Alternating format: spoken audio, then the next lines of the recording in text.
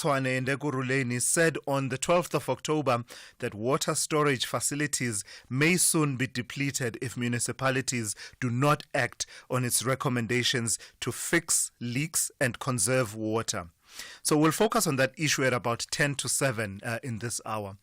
But I've just been thinking, it's I don't know, maybe it's just me. There seems to be a difference between the conversation, certainly as it relates to Gauteng, the conversation we were having just a few weeks ago, when we were talking about the shutdown, the maintenance shutdown of the Lesotho Highlands Water Project, that section that needs to undergo a shutdown for a few months. I seem to recall that back then, just about a few weeks ago really, no more than 5 weeks ago, we were assured. The assurances came that we've planned for it and we will open up. There's a dam, can't remember the name. There's a dam that Gauteng uses when the Vaal River system water levels are low. They open the water from this other dam, allowing it to replenish the Vaal. I remember that conversation. In fact, I've just been going through reportage at the time. I see from the Citizen quoting Sankutsunke of the Department of Water and Sanitation saying, quote, there is a 95% probability that there will be sufficient water in the integrated Vaal River system, excluding Sterkfontein Dam during the tunnel closure period. So what has happened? I hear the talk about dealing with leaks. That's always a conversation that's always been there. It's been consistent. It just seems to me that we've gone from don't worry, we should be fine, manage your usage, to, oh my goodness, we're in trouble, manage it now. So I don't know, maybe it's just me. You'll share your experiences of how water cuts and shortages are affecting you. Of course, we have all of your regulars lined up for you throughout the next 3 hours, and Musa with the news updates every half hour. We have Rob Byrne with your traffic updates every 15 minutes or so. Zai Khan will be watching your sport throughout the morning. Dauleng Lechela has your economics, business and market news covered. Of course, we have Sipho Mantula with your Africa update coming up just before 8 a.m. at about 7:45 this morning. Of course, we're taking your calls, and the number to dial for that, 086 000 2032. You can also send me a WhatsApp voice note to 061 410 4107. This is SAFM, Conversations That Move Us. The first hour of the Wednesday edition of the Morning Brief starts now. Is alcohol affecting your work? Is alcohol affecting your family? Is alcohol affecting your relationships? Visit aasouthafrica.org.za or call 086 143 5722. With Alcoholics Anonymous, you need never stand alone again. This is a SABC supported initiative. The Days on Banyana Banyana are meeting for the very first time. The 12th world-ranked women's national team want to triumph on home soil. However, African champions have a different notion in mind. They want to be the victors on foreign ground. Europe clashes with Africa. This is the international friendly, red and white versus green and gold. Catch the breathtaking clash between Denmark and South Africa on Friday, 25 October at 5:30 p.m. Live on SABC Sport on DTT Channel 4. Also available everywhere for everyone, always on SABC Plus and SABCSport.com. Proudly brought to you by SABC Sport. For the love of the game. If you think you cannot afford a lawyer, think again. Clientele Legal has made professional legal services affordable for you. Whether it's a civil, criminal, or labor-related matter, we have a nationwide panel of attorneys standing by to assist you. SMS SAFM to 32195. That's SAFM to 32195 and we'll call you back. Clientele General is a licensed non-life insurer and an authorized FSP. Standard rates and terms and conditions apply. The Daily News Diary on SAFM. For that, let's say good morning to Ann Musa. Good Ann, morning. yeah, are you well? I'm well, thank you. How are you doing? Good. I imagine that the flooding, the aftermath of the flooding in the Eastern Cape is really front and center in terms of the news diary this morning. It is. We are looking at the latest, in the floods in the Eastern Cape. It has left one person dead. Residents were evacuated in Kariga due to the flooding, and as well as in Gqeberha, more than 300 grade 12 learners did not write their exams yesterday, and that was due to the inclement weather experience there. So the Eastern Cape government has activated its disaster management teams, this to provide support to communities that have been affected. In KwaZulu-Natal, heavy rains also causing flooding in quite a number of areas in the eThekwini metro. Scores of people there also displaced, and today the KwaZulu-Natal Executive Committee will be meeting to discuss its response. In the Free State, confirmation by the Hawks that they're investigating allegations of corruption and money laundering. That's against the Free State Premier Makwin Litsoha Mataye and her husband, the Mangaung Metro Speaker Lawrence Mataye, and these claims were brought forward by the EFF after a message that was allegedly sent to the Premier was leaked to the party. The Gampepe Commission of Inquiry into the fire at the Usindiso building in the Johannesburg CBD continuing today and yesterday. The Commission heard from the Human Rights Commission, who says it would not be enough to just only hold the city liable for the tragedy, and we know that the Commission was set up to investigate the deaths of the 77 people in a fire at the hijacked building in August last year.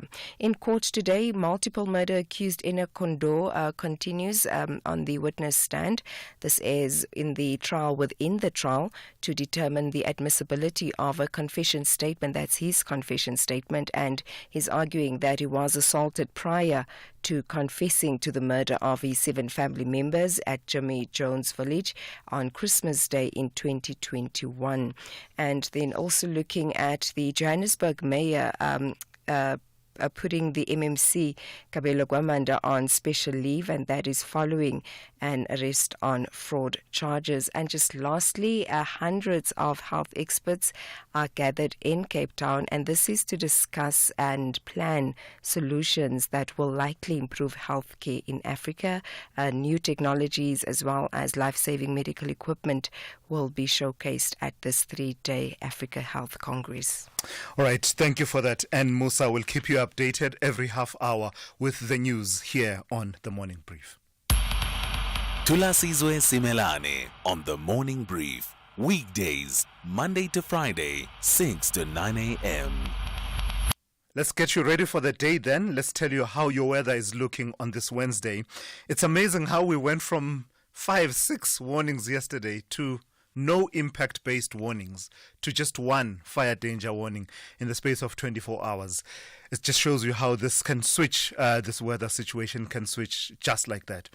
So the fire danger warning says extremely high fire danger conditions are expected over the extreme western parts of the Northern Cape and the northwestern parts of the Western Cape. That's it, the only warning that we have for you this morning.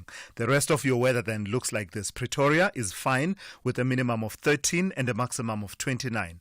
Johannesburg is fine, 11 to 26. Mbombela is cloudy with scattered showers and thunder showers, 16 to 21. Polokwane is partly cloudy with isolated afternoon showers and thunder showers, 16 to 28. Mahikeng is fine with a minimum of 11 and a maximum of 31. Bloemfontein is fine with a minimum of 8 and a maximum of 25. Kimberley is fine with a minimum of 10 and a maximum of 27. Cape Town is fine, the wind there being light and variable with a minimum of 17 and a maximum of 29. Gqeberha is cloudy with light morning rain. The wind will be moderate easterly with a minimum of 15 and a maximum of 21. East London is cloudy with light rain. The wind is moderate southerly, 16 to 20. Durban is partly cloudy with isolated showers and thunder showers. The wind will be moderate to fresh southerly to southwesterly, 17 to 25. Pietermaritzburg will be partly cloudy with isolated showers and thunder showers with a minimum of 12 and a maximum of 23. Namibia and Seychelles both want their presence felt when they meet at 12 midday, while Mzansi's Banyana Banyana confront neighbors Eswatini at 3 p.m. This is the doubleheader of the Hollywood Bets COSAFA Women's Championship. Catch both matches on Friday, 25 October, live on SABC Sport on DTT Channel 4. Also available everywhere for everyone, always on SABC Plus and SABCSport.com. Proudly brought to you by SABC Sport. For the love of the game. Great news, travelers! FlySafair is now flying between Cape Town and Windhoek twice a week from only 1,800 Rand. So whether you're sealing the deal on a business trip or exploring Namibia's breathtaking natural beauty, we've got you covered with affordable flights every Tuesday and Saturday. From the Skeleton Coast to the Fish River Canyon and more. Get ready to explore with FlySafair. Book now at flysafair.co.za. FlySafair, for the love of flying. T's and C's apply. And we went on a water safari, and Mom spotted a hippo, and it said, There is a place where you can see wonder and the wild, with breathtaking scenery and endless landscapes. Enjoy good food and embrace great taste. And the next day we went to the Reed dance. I saw the maidens handing over reeds to the mighty Zulu king, and the Zulu warriors chanting, Baye! Explore all this and more in the magical Zulu Kingdom. This message is brought to you by KZN Tourism and Film Authority. Worldview Update, bringing you closer to international or global news. At 21 minutes after 6, let's focus on this story. President Cyril Ramaphosa has arrived in Kazan, Russia yesterday for what is likely to be a busy BRICS summit. Ramaphosa is among 17 heads of state and large multinational organizations due to meet in the Russian city over the course of the summit. His office says the president will use his meeting with President Vladimir Putin to communicate priorities of the 7th administration, to highlight the strategic importance of the Russian Federation to South Africa, and to exchange views with Putin on, quote, issues of mutual interest. All right, let's take that conversation forward. I'm joined by Professor Christopher Isike, who is Professor of African Politics and International Relations in the Department of Political Sciences at the University of Pretoria. Prof, good morning. I've got to thank you for your time. So let's start with the theme of the BRICS summit. It says strengthening multilateralism for just global development and security. It commends itself for all sorts of conversations to do with the geopolitics that we're living through at the moment and this whole argument of counterbalancing that geopolitics, doesn't it? Yes, it does. Good morning, Tula, and thanks for having me. It does in many ways.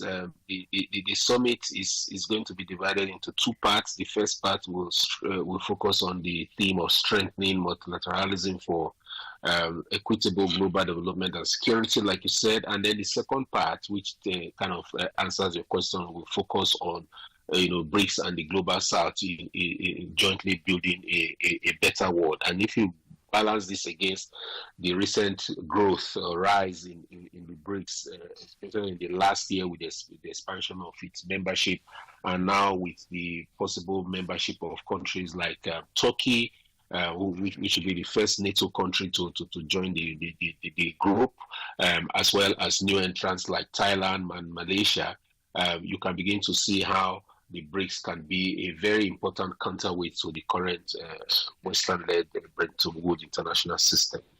So this is the first summit of the expanded BRICS, with Egypt, Ethiopia, Iran, United Arab Emirates and Saudi Arabia having joined the original five. And I say original in the sense that, it's the five of the last few years: Brazil, Russia, China, India and South Africa.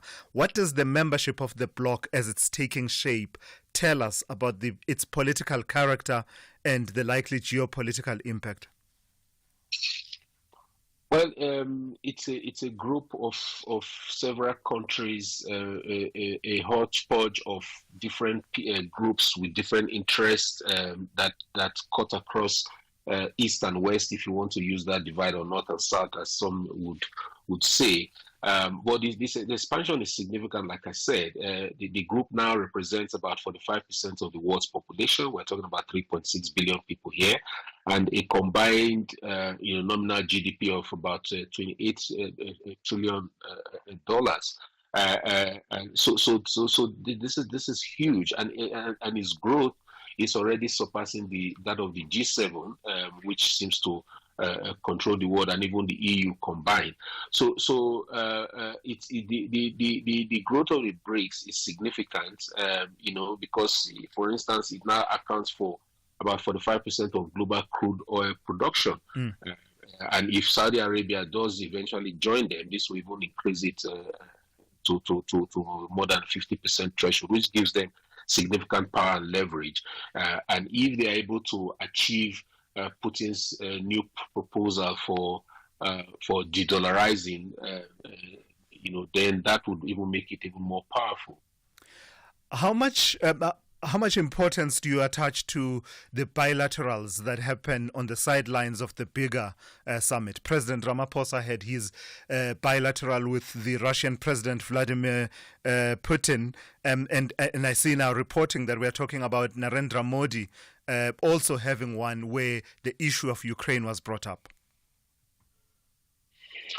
Yes, and that's one of the significance of this group, the fact that it provides an opportunity for countries to meet on the side and advance their common interests. And I think that South Africa is one of those countries that is trying to bridge the East and West divide, leverage the opportunity that a platform like this presents it to be able to relate and do business with the West, and also do the same with the East.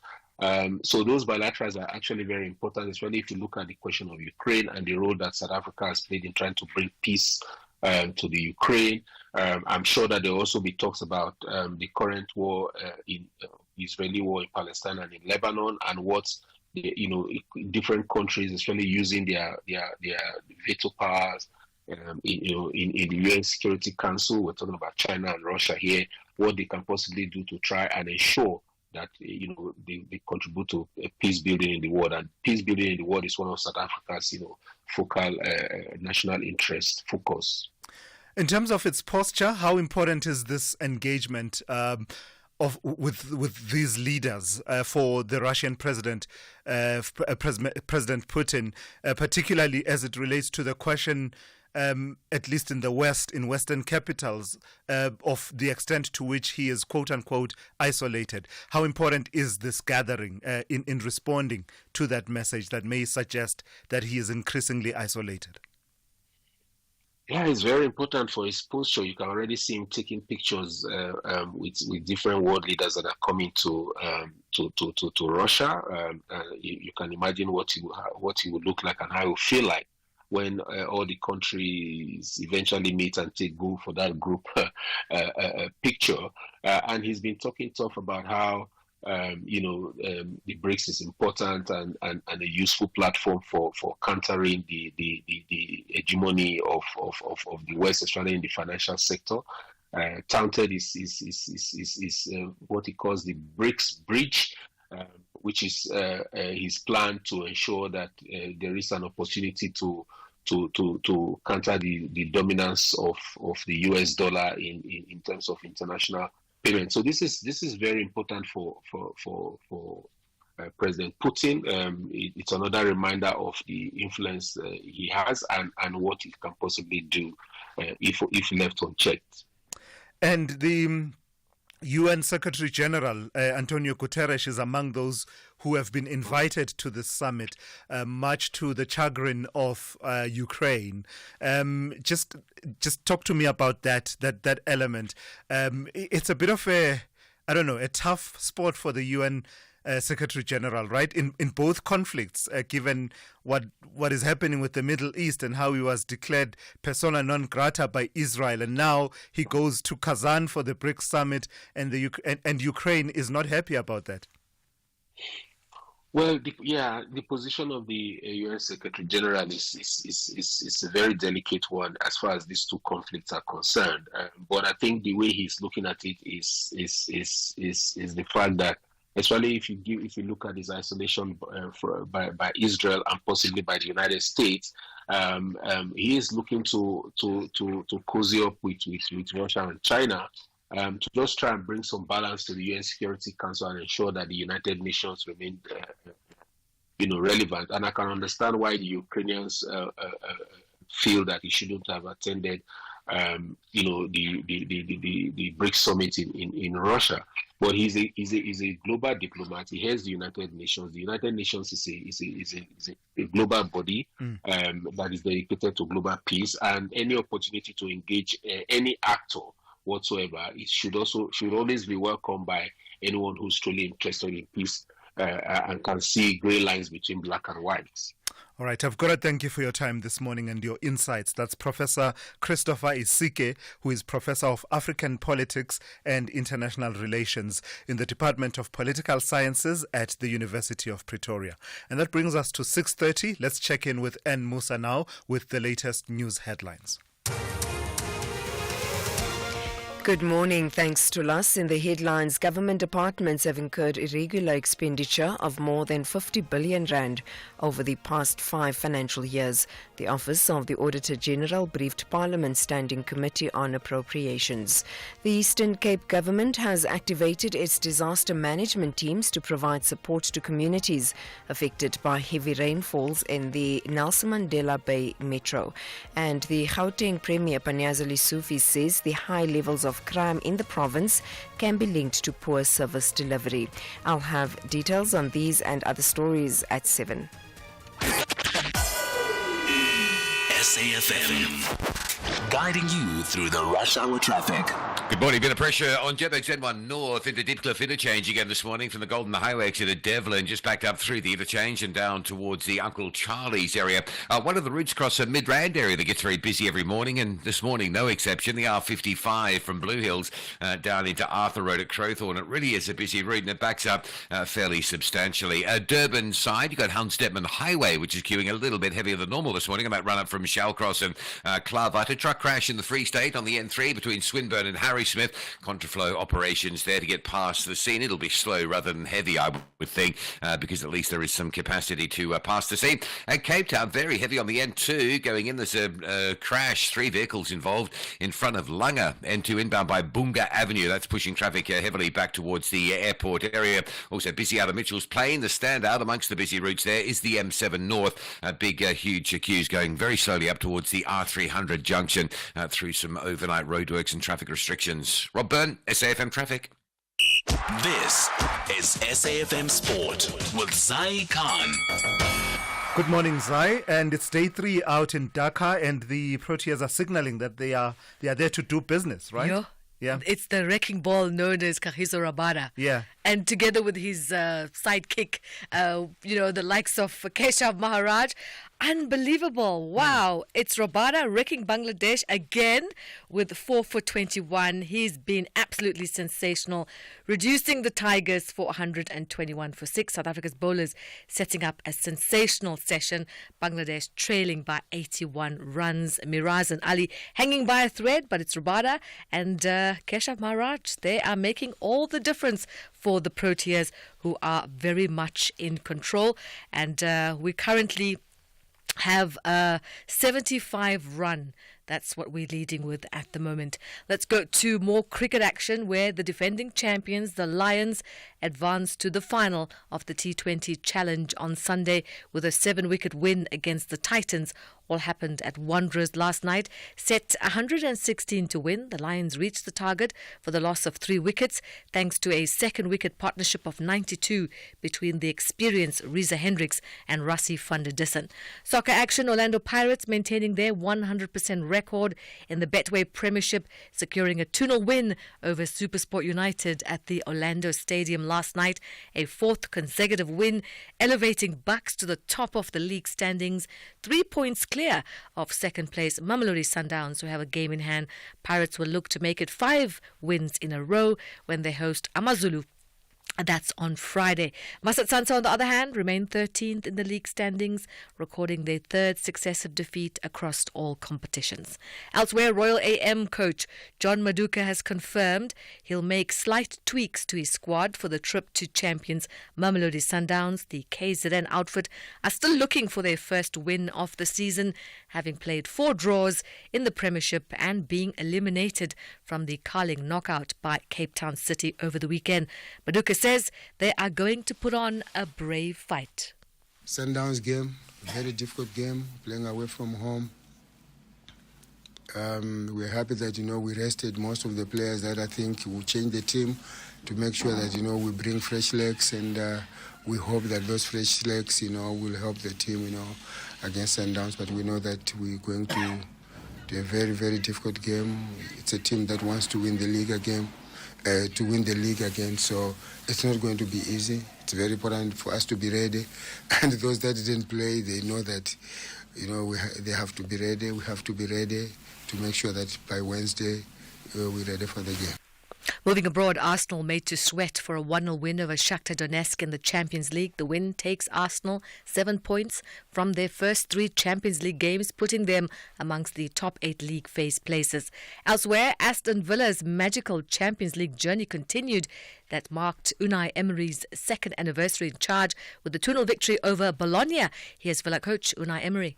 Really happy because we respond on the field, doing a really serious match in 90 minutes, playing responsible, being mature, trying to respect them, and being ambitious to play to win, trying to push in everything. And finally, the other match saw Vinicius Jr. scoring a hat-trick as Real Madrid produced a stunning second-half comeback from 2-0 down to beat Borussia Dortmund 5-2. That's where we leave it on the soccer field. We'll have more sport top of the hour. That's on the Morning Brief. I'm Zai Khan. The Business Update on SAFM. For that, let's turn to Ndauleng Lechela. Good morning to you, Ndauleng, on this Wednesday. I see that you have a strong focus on Asia, starting with the South Korean car maker Hyundai making its debut on India's national stock exchange.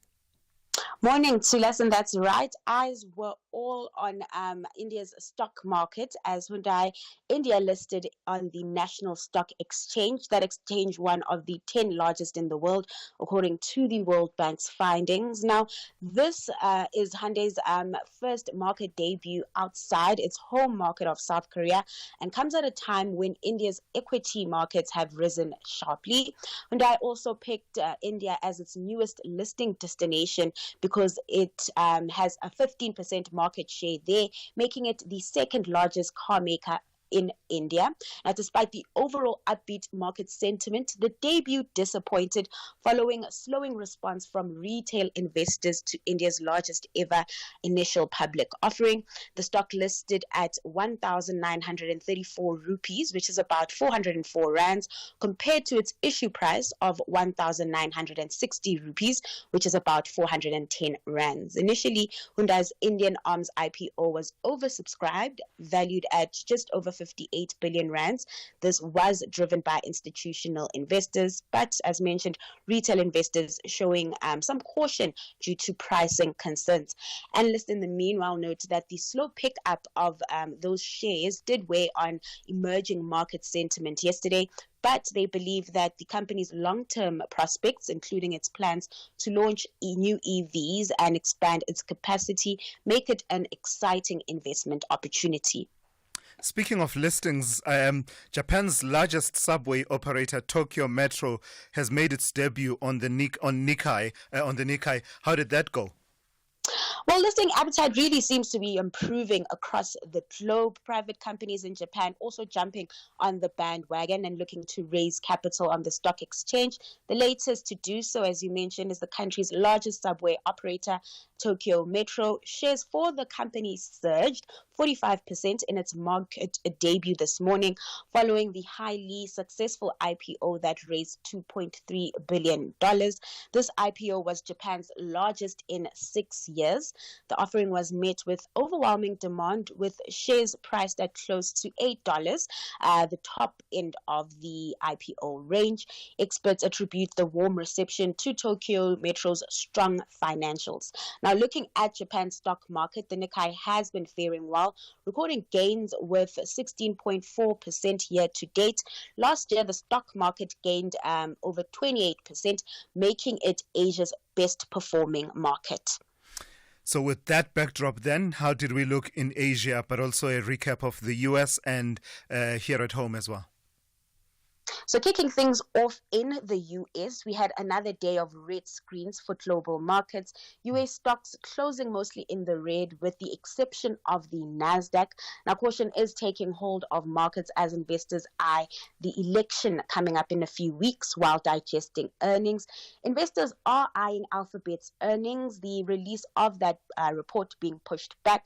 Now, on the local front, the JSE is also feeling the pain, closing lower yesterday. The all-share down 0.37%, driven by a near 1% decline in the financial 15.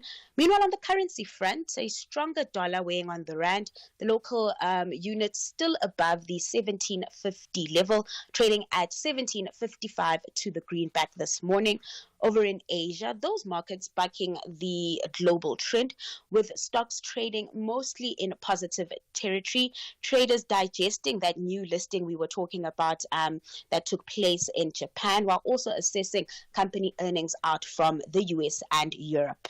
All right, thank you for that. That's Ntauleng Lechela there, watching economics, business, as well as the markets here at home and around the world for you throughout the morning here on The Morning Brief. You can catch her again in the second hour just after 7:30. Real savings, real benefits. Here's what real clients say about OUTsurance. My name is Alan. I'm 71 years of age and I live in Douglasdale. I'm paying 554 Rand a month for my 2022 Nissan Magnite. Want a car insurance premium that'll blow your mind? SMS out to 30754 now for a quick quote. That's out to 30754. It's quick, it's easy, and it could save you hundreds of rands every month. OUTsurance is a licensed insurer and FSP. T's and C's online. South African Airways is expanding in the DRC. We now offer direct flights from Johannesburg to Lubumbashi, the heart of the DRC's mining hub. Our convenient arrival time allows seamless connections to key regions like Ndola and the Copper Belt, opening up new growth opportunities. Traders can benefit from our generous baggage allowance, while SAA's superior aircraft belly capacity ensures your cargo reaches most parts of Congo on the same day. Book now at flysaa.com or contact your travel agent. South African Airways, connecting Africa to the world, one flight at a time. Get ready, Mzansi! The jaw-dropping 82 million Rand estimated Lotto jackpot is your chance to take home big millions this Saturday. Don't delay. Play Lotto for an estimated 82 million Rand jackpot today for your chance at an unforgettable win. Buy your tickets now in store on nationallottery.co.za, the mobile app, cell phone banking, or simply dial *120 *7529# for USSD. Panda, Pusha, play. Players must be 18 years old or play responsibly. eTuba is a proud operator of the National Lottery. The days on Banyana Banyana are meeting for the very first time. The 12th world-ranked women's national team want to triumph on home soil. However, African champions have a different notion in mind. They want to be the victors on foreign ground. Europe clashes with Africa. This is the international friendly, red and white versus green and gold. Catch the breathtaking clash between Denmark and South Africa on Friday, 25 October at 5:30 p.m. Live on SABC Sport on DTT Channel 4. Also available everywhere for everyone, always on SABC Plus and SABCSport.com. Proudly brought to you by SABC Sport. For the love of the game. Eskom has made it easy for you to recode your meter. Customers must recode meters by the 24th of November 2024. All Eskom customers are reminded to recode their prepaid meters before 24 November 2024. If your meter is not recoded, it will not accept legally bought prepaid electricity tokens. Eskom has made this process easy for you. We have pre-coded all meters and they are ready for you to recode your meter yourself. To do this, go to any Eskom approved electricity outlet and buy an electricity credit token. Our teams are on standby to help you. Stay on top of all meaningful, top trending stories right here on SAFM. Leading the conversation. Let's focus now on this story at about 16 minutes to 7. Think of the floods in KwaZulu-Natal back in 2022. Hundreds of houses were destroyed and residential areas are now a shadow of their former selves. Adverse weather conditions in the Eastern Cape and KwaZulu-Natal have severely damaged property and roads over the years, with severe conditions becoming a common feature in the country's weather systems. Town planning has come into sharp focus. Are the country's disaster response systems up to scratch, and are rural and urban areas built for adverse weather conditions? Let's take that conversation forward. I'm joined by Professor Hope Makidimisha Chipungu, who is Associate Professor at the University of KwaZulu-Natal and the South African Research Chair's Initiative Chair for Inclusive Cities. Good morning to you, Prof. Thank you for your time. So, regions of KwaZulu-Natal and the Eastern Cape are clearly becoming more disaster prone, especially adverse weather related disasters. Is that an accurate observation from your vantage point? And if so, are cities and towns being geared to for the required resilience? Good morning to you and to all your listeners.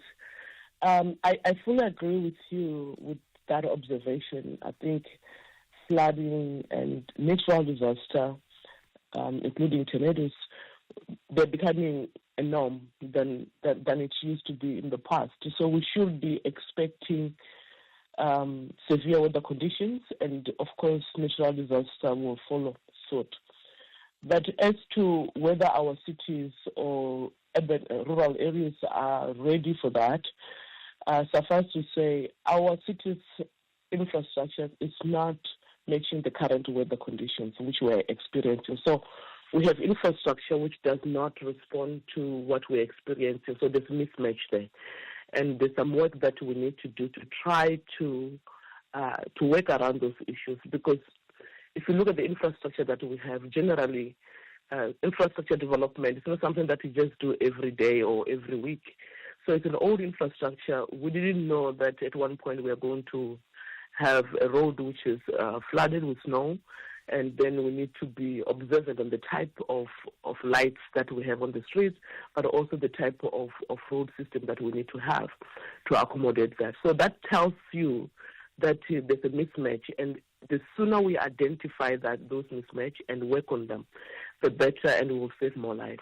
When we say the infrastructure was not built to be ready for the kind of disasters that we're experiencing now, what exactly are we talking about? What type of infrastructure?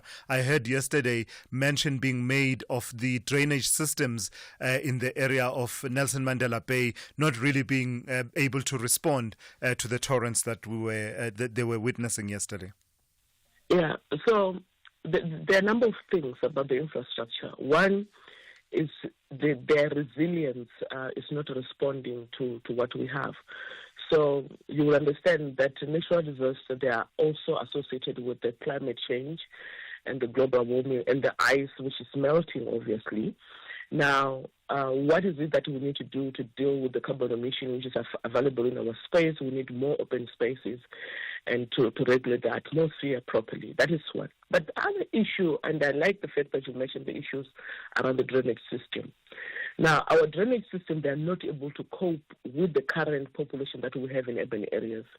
And we can look at it in two phases. One phase is that we are not able to maintain our drainage systems as it is today. And you will realize that the issue around waste management within urban environment, especially downtown, has been found wanting, and you realize that most of those areas we are just throwing plastic. So we have people, community members, who some of them are irresponsible in the way they discard their waste, but also some city officials, they're not doing their job.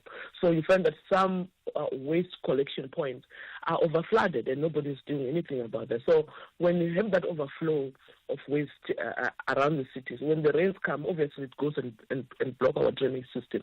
But the other part is that the infrastructure that we have is not responding to the population. In other words, a couple of years back, before we opened our cities for everyone to have access to cities post-apartheid, we didn't do much in terms of the upgrading of infrastructure. So you find that a block of flats where you used to have, and this is a thumb-sucking figure, where you used to have, let's say, 40 families or 30 families with an average of 2 kids and maybe four members.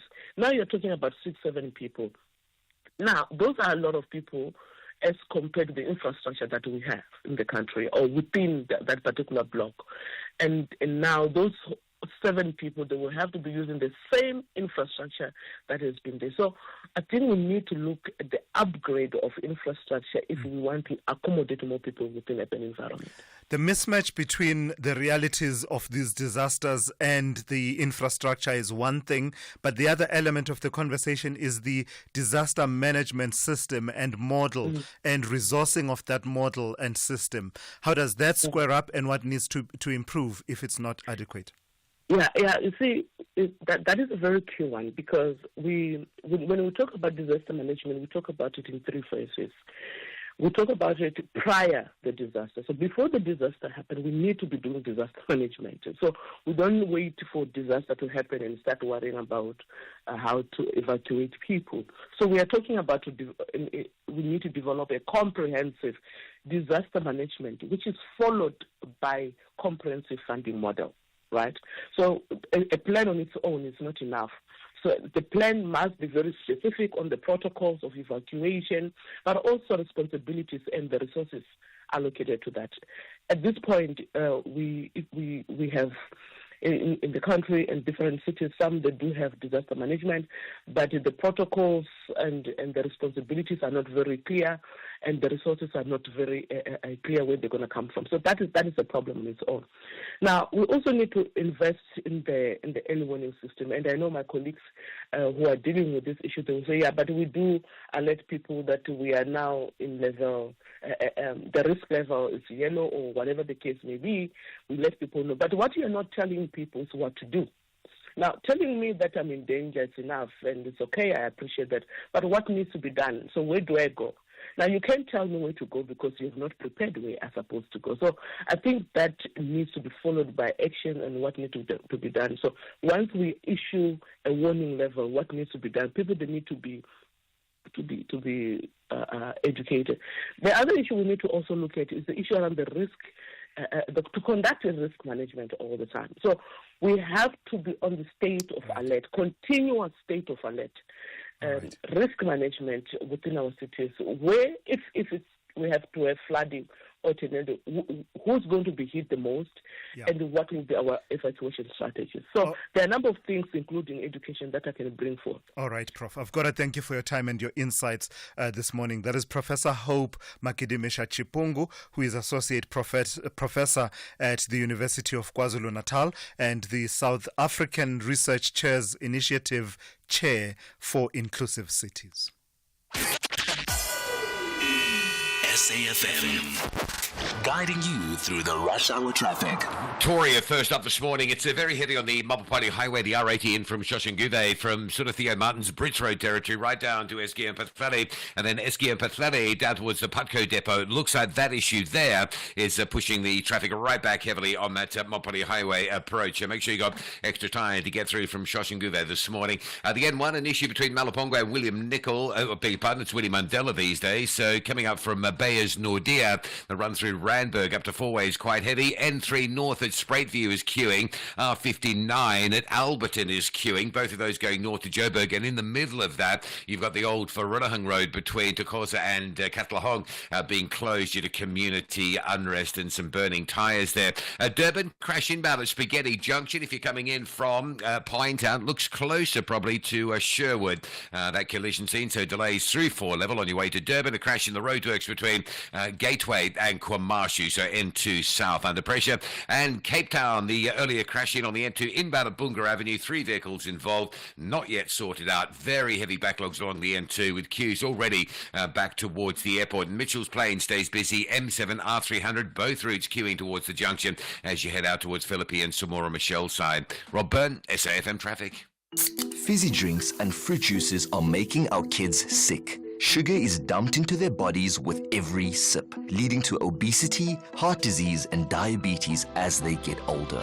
We need to protect our kids from all sugary drinks. Demand a stronger health promotion levy now. Sign the petition on heala.org. That's HEALA.org. So why should I use We Buy Cars if I want to sell my vehicle? Because We Buy Cars buys cars. But will I get the right price? Of course. We Buy Cars buys thousands of vehicles and knows exactly what every vehicle is worth. Their buyers deliver exceptional service and pay you immediately. And how do I know what they'll pay for my vehicle? It's easy. Visit webuycars.co.za or use the We Buy Cars app. Follow the simple steps and voila, you'll know your car's value in no time. We Buy Cars. Quick, easy, the best. Thulasizwe Simelane on SAFM. 5 minutes to 7 here on the morning brief. Let's focus on this story now. Reservoir levels in South Africa's most populous province, that is Gauteng, are plunging, and Rand Water has warned that taps may soon run dry in cities where about 12 million people live. Rand Water, which supplies the cities of Johannesburg, Tshwane and Ekurhuleni, said on the 12th of October that water storage facilities may soon be depleted if municipalities do not act on its recommendations to fix leaks and conserve water. Risk company Risconet Africa warns that the crisis will worsen without immediate action. And for that, let's turn to Volker van Verden, who is Principal of Strategic Risk at Risconet Africa. Good morning to you, Mr. van Verden. I'm sorry to butcher your surname this morning. You will correct me with the pronunciation. But what are the risk implications for individuals, institutions, as well as business from the water crisis that is clearly playing itself out? Good morning. It's no problem, and good morning to your listeners. Yes, look, the water, we realized after air, is a fundamental requirement, and the difficulty about whether it's water shedding or unplanned water outages is that it's sudden. I mean, there may be various notices and so forth, but when there's no water in the taps, there's little that we can do to change that because it requires infrastructure and so forth. So at the individual level, obviously, there's massive disruption to households. They need to carry on with basic things like preparing food and obviously hygiene factors. And on the other scale, businesses often need hundreds of thousands of liters a day to run their productive processes. And they don't store that kind of water on the side, and if there's insufficient pressure or volume, efficiencies decline, or just the whole factory stops, and that has knock-on effects for wages and many other things like that. So water outages of an unplanned or sudden or a systemic nature because there's a under capacity or under resource relative to ongoing demand is a really significant issue. And is it your sense that this risk is increasingly materializing in cities such as Johannesburg? Yes, because like most risks, we talk about the boiled frog syndrome. And we have seen this risk and this gap between supply and demand growing easily for the last 10, 15, 20 years because Gauteng is an attractive place to come. People seek work here and so forth. And we have natural economic growth and population growth anyway. So if you combine that, our population has pretty much doubled in this area. And you don't just double river systems. I mean, Gauteng is already up in the plains. Johannesburg is one of the few cities in the world that is not built on a river. We have to pump all the water that we get to this area. Yet we have a massive population growth and requirements of industry. So the real gap is the scenario planning and the planned infrastructure upgrades to meet the demand on a consistent basis. And can these risks be mitigated from a user perspective, the businesses, the individuals at home, as well as institutions such as hospitals and schools? Can it be mitigated within the bounds of financial sustainability? We believe so, because rainwater harvesting or water harvesting is, to coin a term, is going to become the new solar, because there's no point letting the water run all the way down to the rivers only to pump it all the way back through leaking pipes.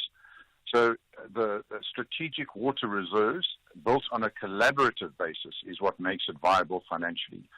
So it depends on who needs the water when. Hospital is an excellent example. It's tragedy that people have to go and fetch water for hospitals. But hospitals have many neighbors, and there are many roofs around those neighbors. And if they collaborated about catching water off their roofs, piping it into tanks, and then distributing that through a collective system, that would be economical over time. Bearing in mind, we're comparing this to a shutdown.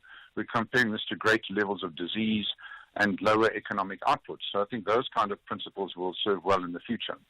All right, I've got to thank you for your time this morning. That is Volker van Verden, who is the Principal of Strategic Risk at Risconet Africa. We were talking there about the issue of water and the kind of risks that it presents for individuals, for businesses and institutions such as schools and hospitals, as we are seeing institutions such as Rand Water from time to time warning about high demand and the possibility of disruptions in the water flow in provinces like Gauteng, and especially cities like Johannesburg, Tshwane and Ekurhuleni.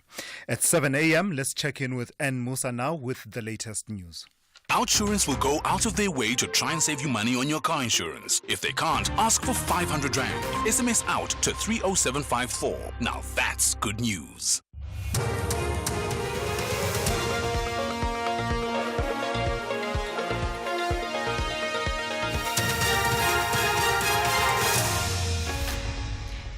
In our top stories, committee concerned over rampant wasteful expenditure in government departments, and Eastern Cape government activates disaster management teams.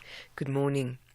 Government departments have incurred irregular expenditure of more than 50 billion rand over the past 5 financial years. The Office of the Auditor General briefed Parliament's Standing Committee on Appropriations on offending departments in respect of irregular, wasteful and fruitless expenditure over the past 5 financial years. The head of the audit unit at the AG Bongi Ngoma says the Department of Defence incurred the most irregular expenditure, 14 billion rand, followed by the basic education with nearly 7 billion rand. And the cumulative irregular expenditure over the past 5 years for national departments amounted to about 50 billion. And on average, if you were to average it out, it runs about 10 billion of irregular expenditure per year over the last 5-year period on average. The Eastern Cape government has activated its disaster management teams to provide support to communities affected by heavy rainfall in the Nelson Mandela Bay Metro. This as hundreds of families across the metro have been displaced. 1 person died as a result of the floods. The government says its primary concern is the safety and well-being of residents. Premier Oscar Mabuyane has expressed his condolences to the family that lost a loved one. Very, very unfortunate for a family to lose a father who has survived almost 76 years since he was born. For now, we can only convey our heartfelt condolences to the family Yakwakomo. The Durban Magistrates Court has heard the Hawks are still investigating if the police officer arrested for stealing a hijacking victim's bank card was not involved in the hijacking itself. This emerged in the bail application of Constable Minenhle Makaye yesterday. He's facing charges of theft, fraud and defeating the ends of justice. It's alleged he stole the bank card from an SUV that was hijacked at a fast food outlet in September after it was found abandoned. 11-year-old Zara Ramsemi died during the hijacking. The investigating officer, Savan Naidu. just because the applicant was not physically at the primary crime scene, we are still investigating the possibility that he is linked to this gang.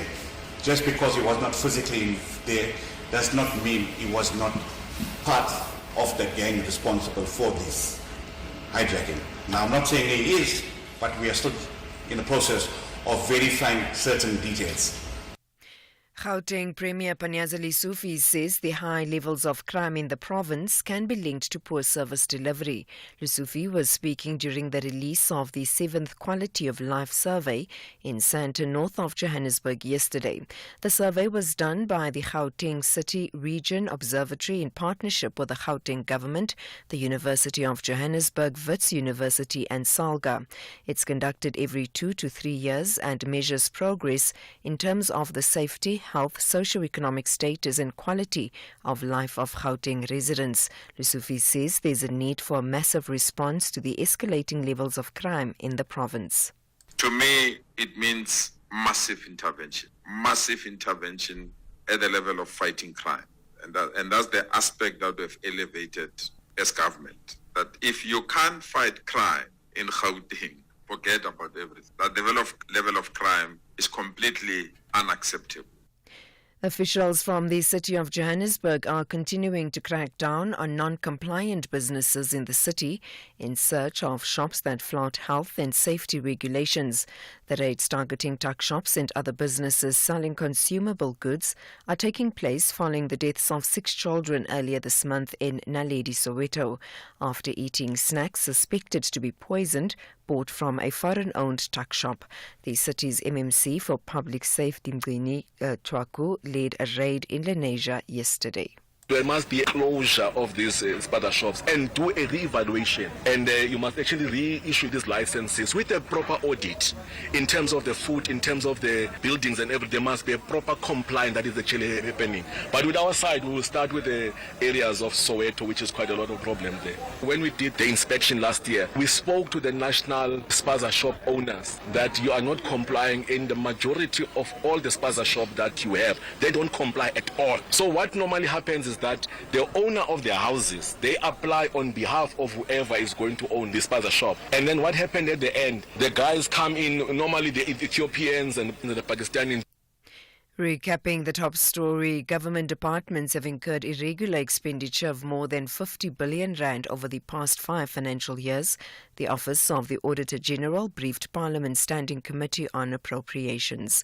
For SFM News, I am Ann Musa. Those were the top stories for this hour. Don't miss out on a possible car insurance saving. SMS out to 30754 for a quote. Outsurance, where you always get something out. Real savings, real benefits. Here's what real clients say about Outsurance. My name is Alan. I'm 71 years of age and I live in Douglasdale. I'm paying 554 Rand a month for my 2022 Nissan Magnite. Want a car insurance premium that'll blow your mind? SMS out to 30754 now for a quick quote. That's out to 30754. It's quick, it's easy, and it could save you hundreds of rands every month. Outsurance is a licensed insurer and FSP. T's and C's online. SAFM, guiding you through the rush hour traffic. Protesting between Tokosa and Katlehong, blocking off the old Veronniging Road. If you use that route, you'll have to move across to alternatives. You're not going to get through there. The R59 and the N3, both of those routes have sort of come up through that greater Alberton area. Germiston, on your way to Joburg, are noticeably busier this morning, so maybe some diverting pressures already. Looks like an issue between Malabongwe and the William Mandela Drive exit to four-way CN1 from 14th Avenue is quite a heavy backlog this morning. And big traffic on the mighty Mopani Highway from Brits Road, Theo Martins around the bend and all the way down to Eskia and Pathlali. A lot worse than normal there. Going into Durban, the N2's got a crash at Sherwood, so that's very heavy from Pavilion. The N2 coming north into Spaghetti Junction, also quite heavy. You've got the usual roadworks north of the interchange, plus you'll have some traffic backlogging off that N2 to turn into that crash on the N3. Also a collision on the N2 between Gateway and Kwamashu, driving down to Durban through the roadworks, so that's all quite heavily backed as well. Cape Town, multi-vehicle crash earlier this morning into inbound in front of Bunga Avenue, just by Langa. The traffic's still very heavy from the airport. And if you're heading down towards Fish Hoek and Cork Bay, it's a busy one already with traffic queuing from Muizenberg through St. James and down towards that Cork Bay area. Rob Byrne, SAFM Traffic. A very good morning to you in your SFM Sports headlines. It's cricket action underway as Bangladesh fight back, but the Proteas hold the upper hand on day 3 of this first test, and soccer action as Banyana victorious at the 2024 COSAFA Women's Championship. Details around 7:30.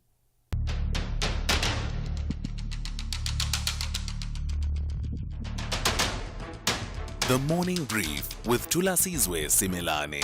Weekdays, Monday to Friday, 6 to 9 a.m. The Morning Brief with Thulasizwe Simelane. Weekdays, Monday to Friday, 6 to 9 a.m. 8 minutes after 7 on this Wednesday, the 23rd of October. It's good to have you with us. This is the Morning Brief on SAFM. It's all the local and international news, current affairs, insights and opinions you need to lead the conversation today. I'm Thulasizwe Simelane and I'm here to deliver your Morning Brief. Coming up in the next hour, over the next 50 minutes or so, among the conversations we will have, we'll focus on Gauteng and the efforts by the province's finance MEC, Lebogang Maile, who has committed to helping business owners in communities and townships to reclaim spaza shop ownership in their neighborhoods.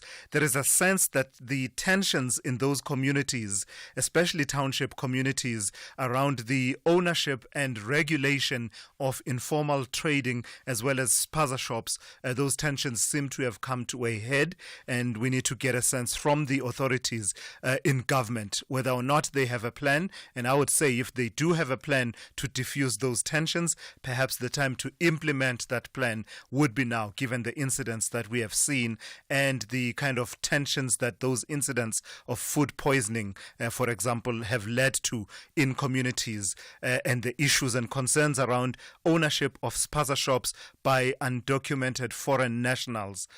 All of that in the mix.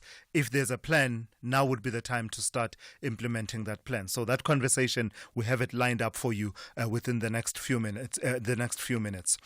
We'll also touch on this. There was a protest by hundreds of activists, who marched to the union buildings yesterday, demanding justice and calling for an end to what they say is violence, threats, and intimidation aimed at two categories of people: community activists as well as whistleblowers. So 81 community-based and civil society organizations signed onto a memorandum that was addressed to the President, the Ministers of Police and Justice, and other stakeholders, and that was delivered yesterday. I guess if you want to sort of have the typical example of the issues that these marchers were raising, you would have the struggles of the community of Xolobeni in the Eastern Cape in recent years, and the threats and intimidation and violence that played itself out there around community activists standing up on the issues of mining, as well as Babita Deokaran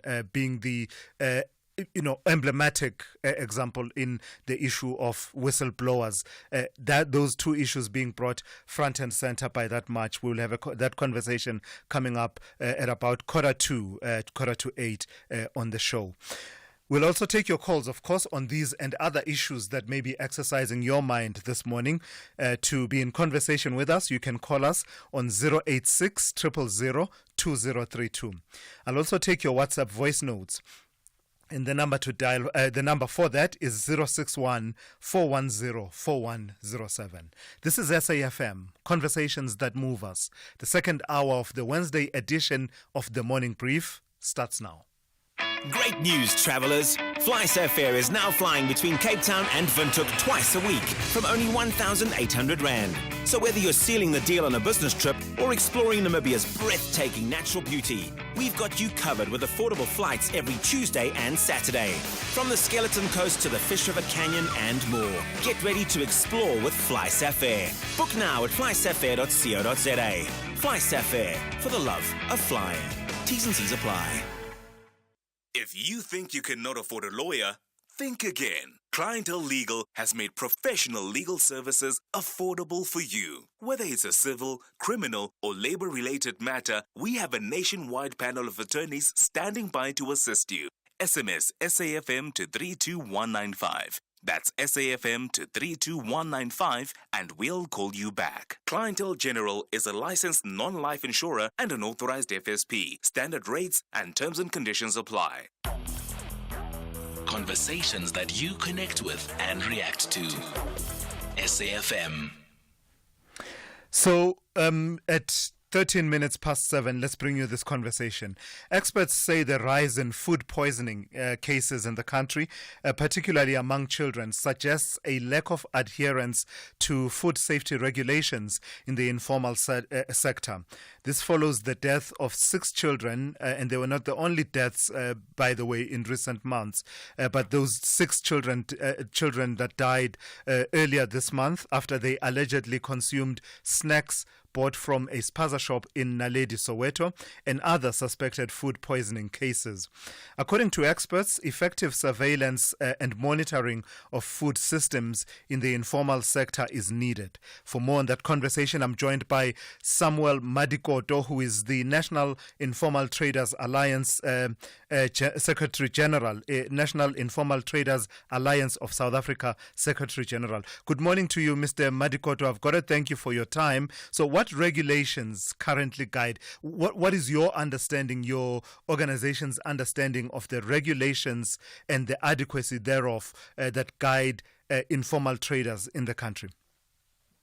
Good morning, Simelane and your listeners.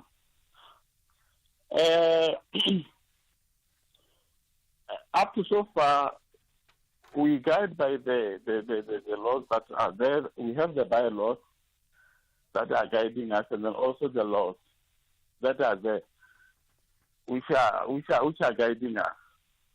But the problem is one: we don't have we don't have anyone who's checking whether those are compliance, there is a compliance or not. And the other thing is the influx of the foreign nationals that are in the informal sector space. Sure. So if you talk to the first one about the lack of enforcement of the bylaws and other regulations that govern informal trading, what is the impact of that not being there, or that not being adequate, the enforcement of these rules? We'll turn to the issue around foreign nationals, undocumented foreign nationals, in a moment. But the lack of enforcement of the laws and the regulations, what implications does it have for your sector? The informal sector is a big one because of the many people there. But the business for the person who's running that business is a small business where the person goes and then buys from any retailers or any manufacturer, wherever the person can get the stuff. When we buy those things from those people, you find that they don't produce the standard product, or they don't keep the product in a good way. So when we buy them and then started to sell them, the problem is that whatever the result of that product, when people they consume, it comes to us because we are the last person to sell those things. So if I hear you correctly, then the regulation and enforcement should also focus on the wholesalers and manufacturers. Yes, because it's where the problem started. We don't buy a lot of stock. I buy the stock that I can sell today, or it will last me a week. So things they cannot get expired in my hands. Yeah. And is there an incentive for practitioners and people who are informal traders to seek, and I imagine there is, to seek, to acquire stock at the lowest possible prices at the wholesale level, so that, when they pass it on to their customers in these communities and townships, they can also keep costs low for their customers and thereby be able to realize a good profit. Is there a risk there that in seeking a bargain at the wholesale level, you end up, or some of your members end up, acquiring their stock from wholesalers and manufacturers who don't adhere to the best standards? Actually, there is no any incentive, but the thing is that always when you sell, you want to make a profit. So you'll always go where you get the things cheaper. Unfortunately, we don't even know what is happening behind in the manufacturing area, or where those stocks actually they keep. We only see the things that are in our eyes. Yeah. Lastly, Mr. Madikoto, just on the question of informal trading by undocumented foreign nationals, how much of a factor is that, and why should that be one of the areas of focus, even as the conversation is about the enforcement of rules, regulations, and ensuring that the best food handling standards are implemented? How does the presence and prevalence of trading, informal trading, and the running of spaza shops by undocumented foreign nationals feature in that conversation? Those undocumented foreigners, when they are here, they don't even care about the lives of the people, because that is not going to, whatever they are doing is not going to have the negative impact in the lives of their families. So they do anything they can just to make money. So that is why we see that now they make a lot of fake products just to make money. And it's not only undocumented foreigners, because undocumented foreigners, they are more likely like us, the informal traders. So, but the problem is with those who are having the documents, because are the ones who are able now to run the big establishments. I see. Yeah. So then those who don't have the papers, they just try to make living. Yeah. So the problem is not necessarily undocumented. The problem is the foreign nationals who are not regulated. All right, I've got to leave it there. Thank you for your time and your insights this morning and sharing your perspectives. That's Samuel Madikoto, who is the National Informal Traders Alliance of South Africa's Secretary General. In a moment, I'll be in conversation with the head of department, the Department of Economic Development, Mpho Nawa. We definitely know what good insurance is. Our insurance don't delay when it comes to any claims. If something happens to one of our vehicles on the road, service delivery is the main thing. They make sure that you are a satisfied customer from the beginning to the end. It's definitely a win-win with our insurance. Switch to Business Outsurance today, and you could get a massive 20% discount on your business insurance premium. SMS quote to 43328. That's quote to 43328 to switch and save today. Licensed insurer and FSP. TCs and information online. Time. When you're a kid, it moves slower than a sloth trying to get through airport security. There is just so much of it. Skip forward a few years to your 20s. Time is still your friend. It says have some balance. Go party and have fun. Then your 30s hit. And time suddenly steps on the accelerator like it's trying to catch a traffic light before it goes red. 40s. Now time is moving faster than your 10-year-old on a sugar high. 50. You're desperately trying to save as much as you can, but time is moving so fast. And all you can think is, where did all the time go? That's why after 50 years of investing, we've learned that time is the greatest gift of all. And the good news is, if you invest early, time gives you money, and then money gives you more time for some much-deserved you time. Now, isn't that a compelling enough reason to invest?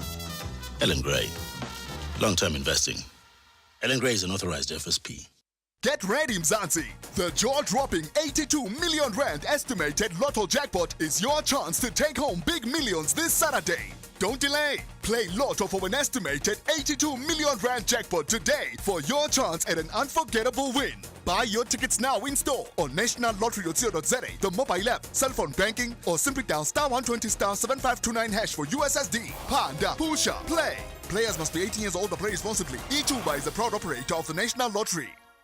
And we went on a water safari, and Mom spotted a hippo, and it said, "Grrr." There is a place where you can see wonder and the wild, with breathtaking scenery and endless landscapes. Enjoy good food and embrace great taste. And the next day we went to the Reed dance. I saw the maidens handing over reeds to the mighty Zulu king, and the Zulu warriors chanting, "Baye!" Explore all this and more in the magical Zulu Kingdom. This message is brought to you by KZN Tourism and Film Authority. The Morning Brief with Thulasizwe Simelane. Let's stay with the theme of informal trading, spaza shops, and the regulation of food trading. Let's bring into the conversation Mponawa, who is head of department at the Department of Economic Development in Gauteng. Good morning to you, Mr. Nawa. Thank you for your time. There's a sense, at least as far as I'm concerned, that the tensions in communities, especially township communities, around the ownership and regulation of informal trading and spaza shops has come to a head. I suggest to you that if you have a plan to diffuse these tensions and bring these matters under control, the time to implement that plan is now. What do you say to that? No, thank you very good morning, Mr. Simelane, I and the listeners of SAFM. No, I think I agree with you that the time is now. The government and all other agencies of government must come on board to help resolve this problem. But not only them, including civil society and communities themselves to support each other. So the sense that we want to do as government is to ensure that we enforce compliance, we ensure that we protect South African traders, we ensure that they also are hygienic and they also fulfill the laws that are required for any person to fulfill. So that's the essence of what we wanted to show. The time is now. I agree fully with you. Let's pick one of the items you mentioned there, enforcing compliance. What will you say to someone who will say, you've not done it up to this point? What makes us believe that you will start doing it now? Well, I do think that there has been weaknesses, but not that it's not done. There's been serious weaknesses to follow up, to get municipalities to ensure that if they have to give a trading license, they also go back and show that periodically to check whether people are still standing to what they said. So if you said you're going to sell chicken and one day you come in, you're selling soap, who is enforcing compliance? So the capacity to do that is what government should do and improve. But again, so that you also get people not to put structures everywhere in the communities, in the middle of the street. Municipalities must come on board. The provincial government, the national government must give support, loans, and ensure that there's grants for people to be able to stand. So those issues really need aggression. You don't have to do it and pull off after you've done one part. So the essence is that the time is now. And I think the provincial government through MEC Lebogang Maile is to ensure that we cover all those things. I think he was in Broken State yesterday, he was in Naledi, he was in Patong, and he's going back to Sharpeville on Thursday. The sense is that the government must respond. But as I said, we also need to mobilize even the structures for formations that are in communities to help ensure that we do better. While you're talking about enforcing compliance broadly in terms of informal trading and spaza shops and food handling, is there a thread of that conversation that has to do specifically with that enforcement as it relates to foods and snacks that are sold in and around school premises in particular, because that seems to be a bit of a common trend in some of the recent incidents that we have seen of children falling ill and even dying.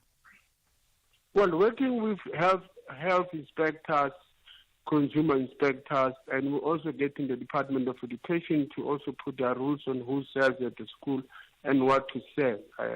It's important. So the essence is that we really need to ensure that the whole space of selling food handling is extremely hygienic. In actual fact, the call is that let's all go and show. But not only that, build a proper capacity and education among our people to know what to sell. For instance, if you go to a primary school, you get the only thing that is sold is Zimba chips that you are not certain where they come from, and sweets. And then you could actually say, what are alternatives for kids to eat? Because it's not only those things that people could sell for their own health and ensure that they have better brain development. So, Mr. Simelane, the essence is aggression to get it done. My call to my team yesterday, I had a session with them that you are not going to be governmental, and as though you are doing from 8 to 4 and after you are finished. Let's ensure that we infuse knowledge in communities. Let's mobilize communities, and there are a lot of formations in communities that we can utilize to put up education in our people. The other aspect I wanted to pull at, Mr. Nawa, before I let you go, has to do with ownership of spaza shops. I understand that from the roadshow that you've had with the MEC and other officials recently, you are starting to concretize your plans around supporting ownership by locals of the spaza shop sector. Just tell me a bit more about those plans. Well, the plans that we have started is also to see to it that those individuals that are South Africans who are selling, we put them together. We have structures that we can communicate straight to. We'll also see how best we can help them, to whether with non-financial support or any other financial support, depending on what they would need at that point. We are pulling them together. So we are creating structures in communities for those who have been trading. And the second part is to also ensure that we can then expose them to grants, expose them to loans that are in existence, but also to say it's not about spaza shops alone. We need to take care of the entire value chain of a township. Where does the bread come from? Is it done in the township?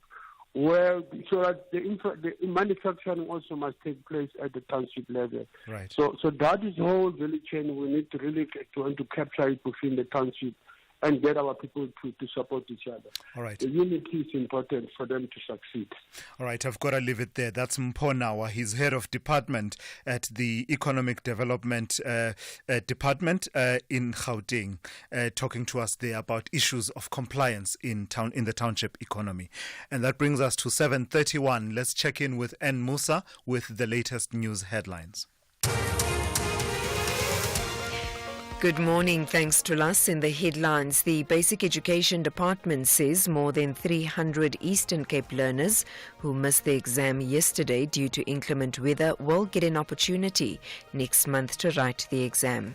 Government departments have incurred irregular expenditure of more than 50 billion rand over the past 5 financial years. The Office of the Auditor General briefed Parliament's Standing Committee on Appropriations. And studies have revealed that 78% of residents in Gauteng have a fear of increased crime during load shedding. This emerged during the release of the 7th Quality of Life survey in Sandton, north of Johannesburg. I'll have details on these and other stories at 8. SAFM, guiding you through the rush hour traffic. Good morning. Ekurhuleni side of Gauteng has a couple of issues. Old Vereeniging Road closed between Takosa and Katlehong, so you'll have to divert onto some alternatives. One of those, the R59 inbound, has a crash at Michelle Avenue. So if you're on that route, to avoid the old Vereeniging closure, you're sitting in quite heavy backlogs from Clip River Drive up through Swat Copies and in towards that scene. At 14th Avenue, right round to Winnie Mandela is heavy up through Randburg to Four Ways. There's also some pressure on the N14 again today. The Krugersdorp Highway from the Pretoria West exit up towards the N1 Bruckfontein interchange, and the N4 is sitting in heavy traffic, Pretoria Hatfield bound, N4 Watermeer Street through towards the N1 highway. Durban, very heavy around Spaghetti Junction. It's a crash on the N3 inbound at Sherwood. That's on the Durban side of Spaghetti Junction, so big traffic in from Pavilion Mall along the N3 towards the scene, but it's causing a big backlog on the N2 north and south as you try to get off the N2 onto the N3. You're basically turning into that crash and turning into that traffic backlog. There's also a crash between Mshanga and Kumashu holding you up on the N2 south. Cape Town, traffic all over the show this morning. The N7 north from Langa through Goodwood and then all the way up to Bosmansdam, really heavy. Still big traffic on Veldt, Freden Road and Mitchell, and the M7 out of Mitchell's Plain. And that earlier crash on the N2 in front of Langa going inbound means the N2 pushes back towards the airport runway. With your traffic update, I'm Rob Byrne. This is SAFM Sport with Zai Khan. Good morning to you once again, Zai. So the Proteas are out on the prowl in Bangladesh, and Bangladesh is closing the gap, trailing by how many runs now? Oh, that's right, Thulas, by just a few runs. And looking at the score as we go live now to our scoreboard, and Bangladesh trailing by 17 runs. So they're definitely tightening the grip, but the Proteas want to tame the Tigers. This is day 3 of the first test against the Proteas. Mehdi Hassan Miraz is unbeaten as the Proteas trail by that 17 runs. And that's interesting to see that, they have a stand of 186 for 6 after 55.1 overs. That's Bangladesh. So we have to break that partnership between Miraz and Ali, who are holding firm. But Kagiso Rabada, he's the star with the ball, picking up 4 for 28. Keshav Barraj has 2 for 66. So despite the fight back, we're hoping that South Africa will remain in a commanding position on this day 3 of the first test. Let's go to soccer action. Day 1 of the 2024 COSAFA Women's Championship, which saw Eswatini record their biggest victory at the tournament, beating debutant Seychelles 6-0 in the opening match, while the host South Africa edged neighbours Namibia 1-0 at Nelson Mandela Bay Stadium. Eswatini top Group A with 3 points, followed by Banyana in second on goal difference. Soccer action, Orlando Pirates maintaining their 100% record in the Betway Premiership, securing a 2-0 win over Supersport United at Orlando Stadium last night. Here's their coach, Jose Riviero. Tough game that started in the best possible way with an early goal in our first attack. I think it was really under control most of the time. From our build-up, we have to deal with high pressure from the start.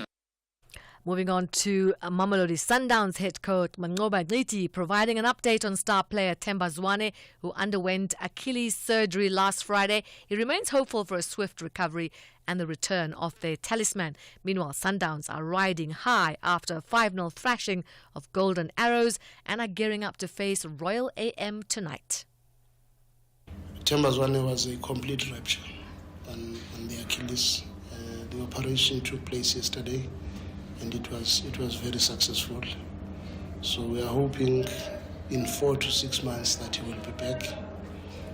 But we are very optimistic because he's generally a very fit player and who normally comes back quicker than normal. And we know his level of professionalism is second to none. So we know he will work very hard to try and get himself back as quickly as possible. Elsewhere, Arsenal made to sweat for a 1-0 win over Shakhtar Donetsk in the Champions League. Aston Villa's magical Champions League journey continuing, and they had a 2-0 victory over Bologna.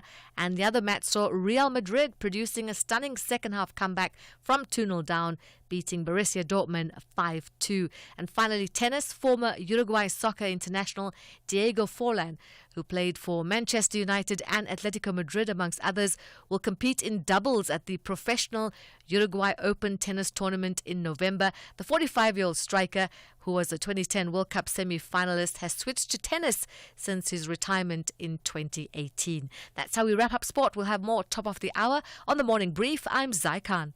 The Business Update on SAFM.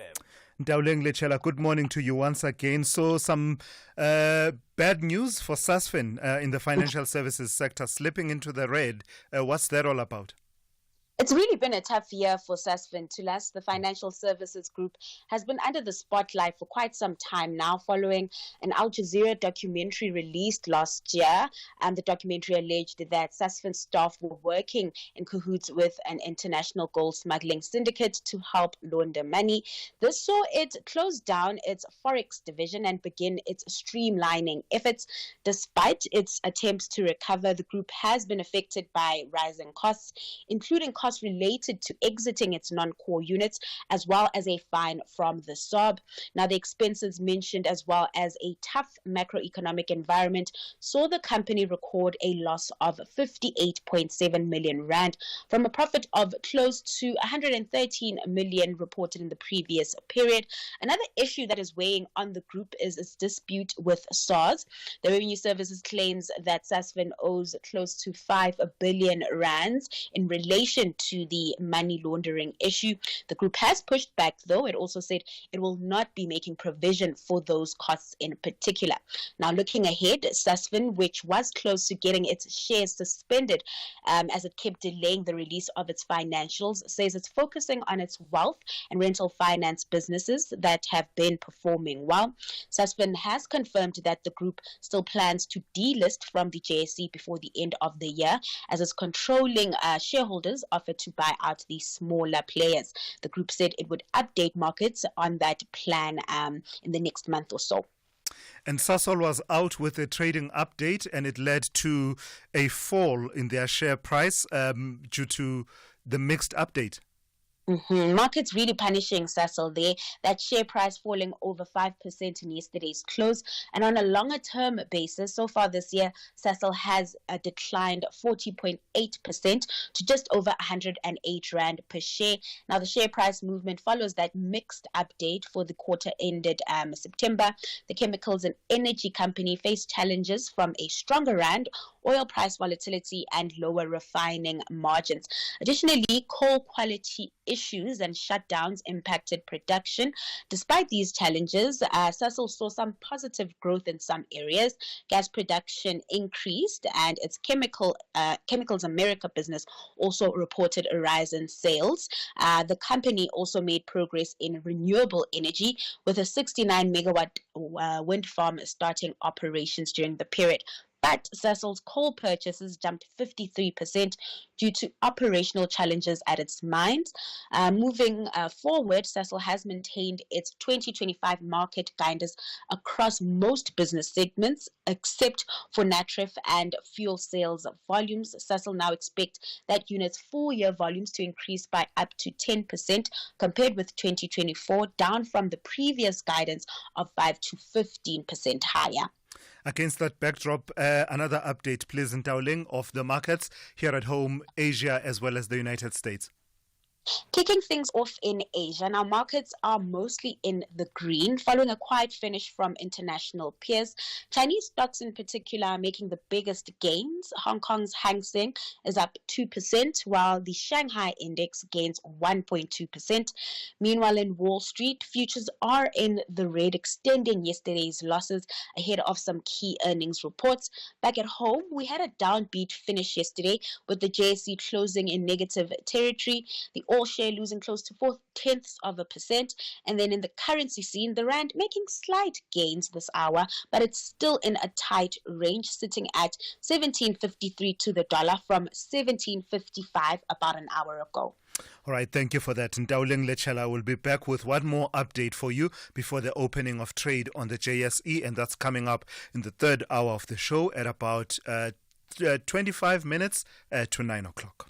Real savings, real benefits. Here's what real clients say about OUTsurance. My name is Adam. I'm 71 years of age and I live in Douglasdale. I'm paying 554 Rand a month for my 2022 Nissan Magnite. Want a car insurance premium that'll blow your mind? SMS out to 30754 now for a quote. It's quick, it's easy, and it could save you hundreds of rands every month. Here's Amy. To anyone who has not reached out to OUTsurance, what are you doing? Reach out today. Blow your mind, not your paycheck. SMS out to 30754 and see for yourself why OUTsurance was voted Best Car Insurer 2023 by the Star and Pretoria newsreaders. Here's Yusuf. It just shows that OUTsurance is top of the tops when it comes to insurers.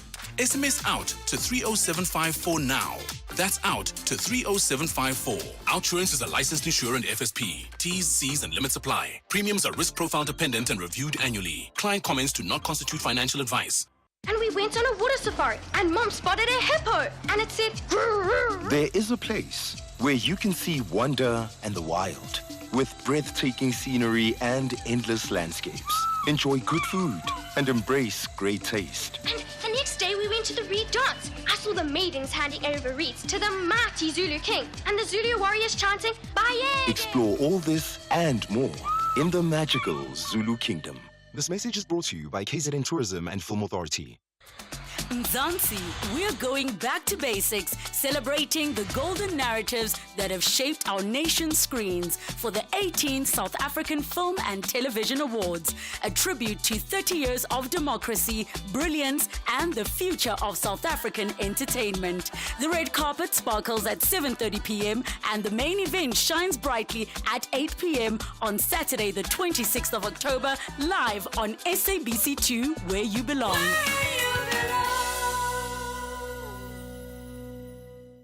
Great news, travellers! FlySafair is now flying between Cape Town and Windhoek twice a week from only 1,800 Rand. So whether you're sealing the deal on a business trip or exploring Namibia's breathtaking natural beauty, we've got you covered with affordable flights every Tuesday and Saturday. From the Skeleton Coast to the Fish River Canyon and more. Get ready to explore with FlySafair. Book now at flysafair.co.za. FlySafair, for the love of flying. T's and C's apply. Africa Update on SAFM. For that, let's turn to Sipho Mantula. Good morning to you, Raz. Let's start in Tunisia. Why is Kais Saied calling for a cultural revolution? Sounds very Mao Zedong-esque. Revolutionary morning to us and Jumbo Africa to the listeners. Remember that since October 7, after those elections, President Kais Saied got 90%. So it was one can say, inauguration yesterday, and he said that there's a need for cultural revolution to fight unemployment, terrorism, and corruption in Tunisia. There was a blackout of media coverage to us because the media has not been allowed in that country, and that has been the serious challenge in Tunisia. So yesterday it was an inauguration. Few heads of state were there to us, but I think one of his issues is to deal with the old government that he has been pursuing since he had the first term. Now he's going for the last term as President Kais Saied is back in power. So while that is happening in Tunisia, in Gabon, there's a glimmer of hope that we could be returning to civilian rule? That is quite true. We are expecting the referendum next month on the 16th of November. That came from Gabon. That Monday they released the new constitution. The final draft was made public so that they can engage. They are planning their national dialogue, which is said will be inclusive, bringing citizens, the civil society, government. And one of the issues to us is that when you look at their constitution, they have only a 7-year presidential term and they don't have a prime minister on it.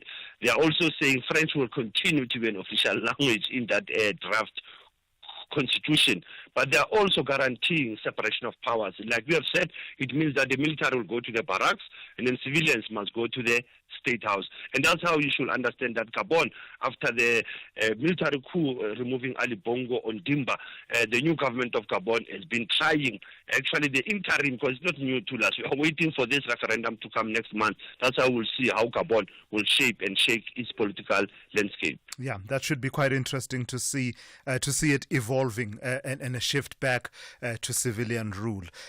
Further south of the continent, in Botswana, we're really in towards the business end of the electoral cycle. The observers are starting to arrive, are they?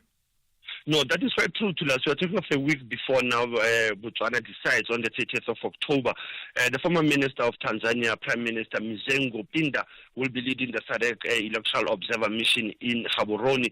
They have landed yesterday, Thulas. The AU and the AU and the Commonwealth landed last week, but the one of the SADC, Thulas, remember they're under pressure. There was Zimbabwe last year. There's Mozambique still coming out. So this mission, the head of the mission was saying that one of the key issues that they must look after is the state of readiness by the host country. And secondly, the issue of assuring a peaceful environment in those elections. That's how the SADC mission has landed in Gaborone, Botswana. And to the north of the Limpopo River in Zimbabwe, we're starting to get tidbits of, I don't know, the planning that went into the 2017 coup, but you are saying to me that there's now a link between that and the atrocities known as Gukurahundi of the 80s. That is quite true. This is a book coming from the former Deputy Director General in the Central Intelligence. Actually, Thulas, when you look at the case of Zimbabwe, you have two members who are in the intelligence who are writing books, publishing them now, and one of them being Hepington Boyongwe, who came with his book also, where he talks about his contribution into Zimbabwe. But Mukandi, he's going deeper to us with his book entitled, if you look at this book, he's saying how Mnangagwa blindsided Robert Mugabe and grabbed Zimbabwe. So he's now giving an issue that the 27 coup was to protect the one who will succeed Mugabe, and it was not Grace Mugabe, by the way, Thulas. It was going to be Signi, the one who was the Minister of Intelligence, Sekaramai. Yeah. Now, that's where Signi was going to be the successor. Now, Mnangagwa, Chiwenga, and other two members were afraid that he might bring back the 1980 Bukurakundi massacres. That's how this book, Thulas, has been checked. And I saw Hopewell Chinono also has commented about this book, that this is one of the books that is exposing what has happened in 1980, what we saw also in 2017 playing out. Yeah, you don't get the writings by former CIO anything at all every day. But so here we do have, glimpses. remember, here we do have Vusi Wahama Vimbela, the current ambassador, who has written something also what has happened the spooks inside. do right. Lastly, Sipho, in your historical archives, you're taking us back to 23 October 1990, and it's about another great son of the soil. Thulas, I thought of taking two of these archives quickly to say 23 October 1990. The Lion of Azania, Uncle Zef Mutupeng, who was the first accused on the Bethel trial. Zafana Mutupeng passed on at the age of 77. But also for the young generation of 1994 in this country, on this day also, 18 years ago, a 29-year-old Kwaito musician and a dancer, Lebogang Precious Matosa, lost his life to us in a car accident. So one can see of this intergenerational gap. Lebogang Precious Matosa had an impact in the African continent to us in her last days in terms of performance, being part of the Boom Shaka, and others saying Lebo Matosa was your second Brenda Fassie in this country. But hence I thought, let me bring that as part of our 30 years of our archives in our story in South Africa. To us, Asante Sana, as we're still leading the conversation, SAFM. All right, thank you for that. That's Sipho Mantula there with your Africa update, ending it off with that historical archives, honoring two great South Africans. SAFM, guiding you through the rush hour traffic. Stays heavy off the Vaal area this morning on the way to Joburg. Crash on the R59 before Michelle Avenue. Traffic parking back through Swartkoppies Road and looking particularly heavy. The Mike 1 Greyston down to about Glenhove Road. So Santon through Melrose on your way to Joburg, very slow. And the roadworks on the R21 North at the Benoni exit, holding up traffic heading away from the airport on your way towards Pretoria. Pretoria East this morning, Solomon Mshlanga crash near Delphi. That's quite slow coming from the Mamelodi side through Pretoria East. It's all backed up. The N14 Krugersdorp Highway is heavy. R55 up to the N1 Brockfontein. You might want to exit at the R55 and pick up some alternative routes. Long queues through Dustford Tunnel, Bremer onto Transilvania. Loads of traffic lights not working that side. Durban's having a really busy morning. An earlier crash at Sherwood. All lanes open there. It's a bit slow coming in from Pavilion, but it's really left some backed up traffic on the N2 south from them, getting north from the M7. Not only the roadworks, but some some delays getting off the N2 into Spaghetti Junction for that N3 to go inbound. There's also a crash still with us between Mshlanga and Kwamashu, so the N2 south is slow, and the M4 alternative route jam between Blue Lagoon and Mshlanga both ways. Cape Town very busy on the South Peninsula. It may be the weather, maybe a bit of extra traffic heading to the beaches. It's Muizenberg through St James to Cork Bay, unusually slow go. The N2 from the airport through to Hospital Bend stays really heavy. There's a crash on the side of the road opposite Langa, and if you're on the N7 North, it's bad this morning. Queues from Viking Way in Epping all the way through Goodwood, all the way to the Bosmansdam Road before you're out of that. Rob Byrne, SAFM Traffic. Get ready for the biggest night in South African music. Tune in to SABC 1 on the 2nd of November at 8 p.m. for the 30th South African Music Awards, celebrating our finest local talent. Catch the yellow carpet action from 6 p.m. and join us as we honor the legends and voices that shape our sound. For more info, visit samusicawards.co.za. Hashtag Less Noise, More Music. Hashtag Summer 30 in partnership with the SABC. Namibia and Seychelles both want their presence felt when they meet at 12 midday, while Mzansi's Banyana Banyana confront neighbors Eswatini at 3 p.m. This is the doubleheader of the Hollywood Bets COSAFA Women's Championship. Catch both matches on Friday, 25 October, live on SABC Sport on DTT Channel 4. Also available everywhere for everyone, always on SABC Plus and SABCSport.com. Proudly brought to you by SABC Sport. For the love of the game. Call Thulasizwe now. 086 000 2032. Yeah, let's crank up the Ideas Refinery. Let's talk. Let me hear some of your thinking around the big issues of the day. I'm joined now by Stembiso in Greytown. Good morning to you, Stembiso. You want to reflect on the conversation around spaza shops in the country? Yes, good morning, Thulasizwe. I'm touched about this conversation of a spaza shop because myself, I am the owner of a spaza shop. Yeah. So every time when they talk about spaza shop, I said, wow, what did they do now? Because it hurts me when I hear that people who are running spaza shop are taking people for granted. Because you know what, Thulasizwe, I'm a human now because of spaza shop. Yeah. So for me, I take people very seriously. You know what, I'm here at rural areas, you know. Mm-hmm. I don't have a proper establishment. You know Rodeveld? No, I don't know that area. No. I mean the establishment, the house that is called a Rodeveld. Oh, a Rondavel, yes. Yes. I'm trying to give you the picture that is, I don't have a proper establishment. But you know, when people come to my shop, they say, wow, we are taking our bed. We see the quality of the stock inside. Yes, because as we are people, Thulasizwe, we need to have a mindset of a shopper or a checker. Then I have goals that in one day I will be having a proper shop. But at the moment, because I don't afford to have a proper establishment, I need to sell quality stock. And also, you know the problem of illicit cigarettes. For me, I don't believe in that. Because, you know, it's about what can I do for my country, to support my country to prosper. So I need to help government to sell quality stock.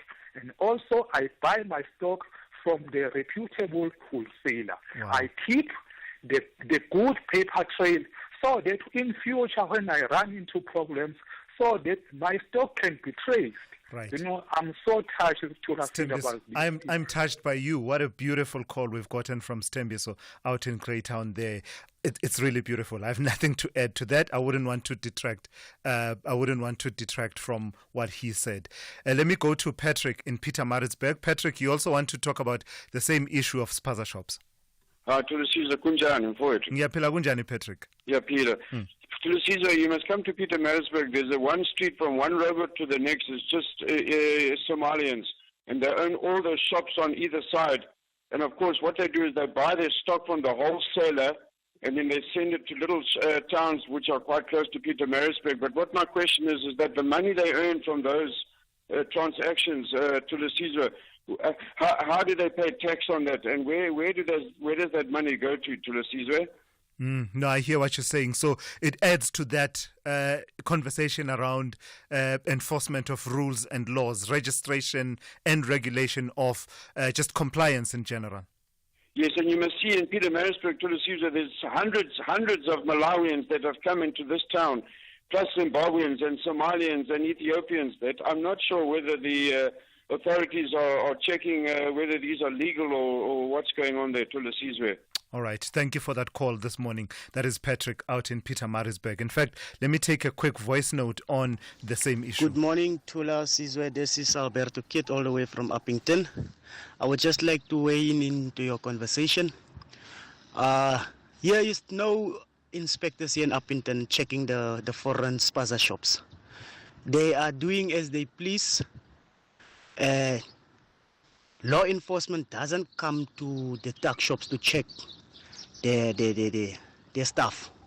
Here in Uppington, it's a problem because of these foreign tuck shops. They are not being held responsible, and our law enforcement guys, they don't do anything. Really, this is just useless. They are not doing their job.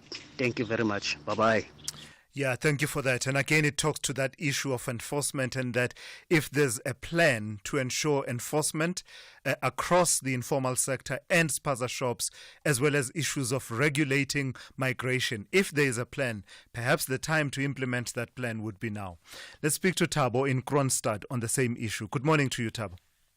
Good morning, Caesar. I don't know. Maybe I see my town is out. Can we talk about after the news, please? No. I think you've got enough. You can give it a go. I'll listen and just give it a go. Okay, must I deliberate? Yes, please do. Yes, I jotted down, all your topics, because your center point is Thulas is the crisis we are seeking with. What I understand, I can say to solve this problem, as now all the people that already talk about the spaza shops. The agreement of the spaza shops, municipality must be involved, because now the whole South Africa, the compass of South Africa, these people who are renting the spaza shops, they are taking our people for granted. The rent, municipality, the agreement between these foreigners and the landlord, because now the spaza shop, the president declared, he did for a woman in a house. And now, because of the conflict of Metro, those years, they give a wrong price to a black person so that he must fail. People must go to town, and the far corner of the township where there was a group of shops in one place. President de Klerk, he said the garage must be used as a spaza shop. But now, what I want to say, to get this house in order, the agreement between the landlord and the foreigner, the spaza shop, the municipality must be involved, because they are taking that spaza shop for nothing. All right, they pay you. I tell you what. Let me take your advice. You did offer to call again to expand on your issues. I do think I should take you up on that because I have come to 8 a.m. and it's time for a news update with N. Musa. We'll make sure that we get back to Thabo there to expand on the other points that he wanted to raise. Essential cover from Outsurance pays out claims in cash, allowing you to choose your own panel beater. SMS CAR to 43187 now.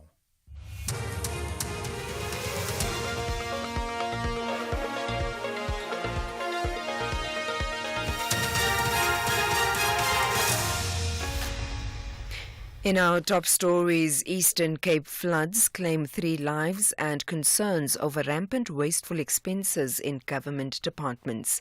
Good morning. Humanitarian aid organisation Gift of the Givers says this week's flooding in the Eastern Cape has exacerbated the damage to infrastructure which was caused by previous floods experienced earlier this year.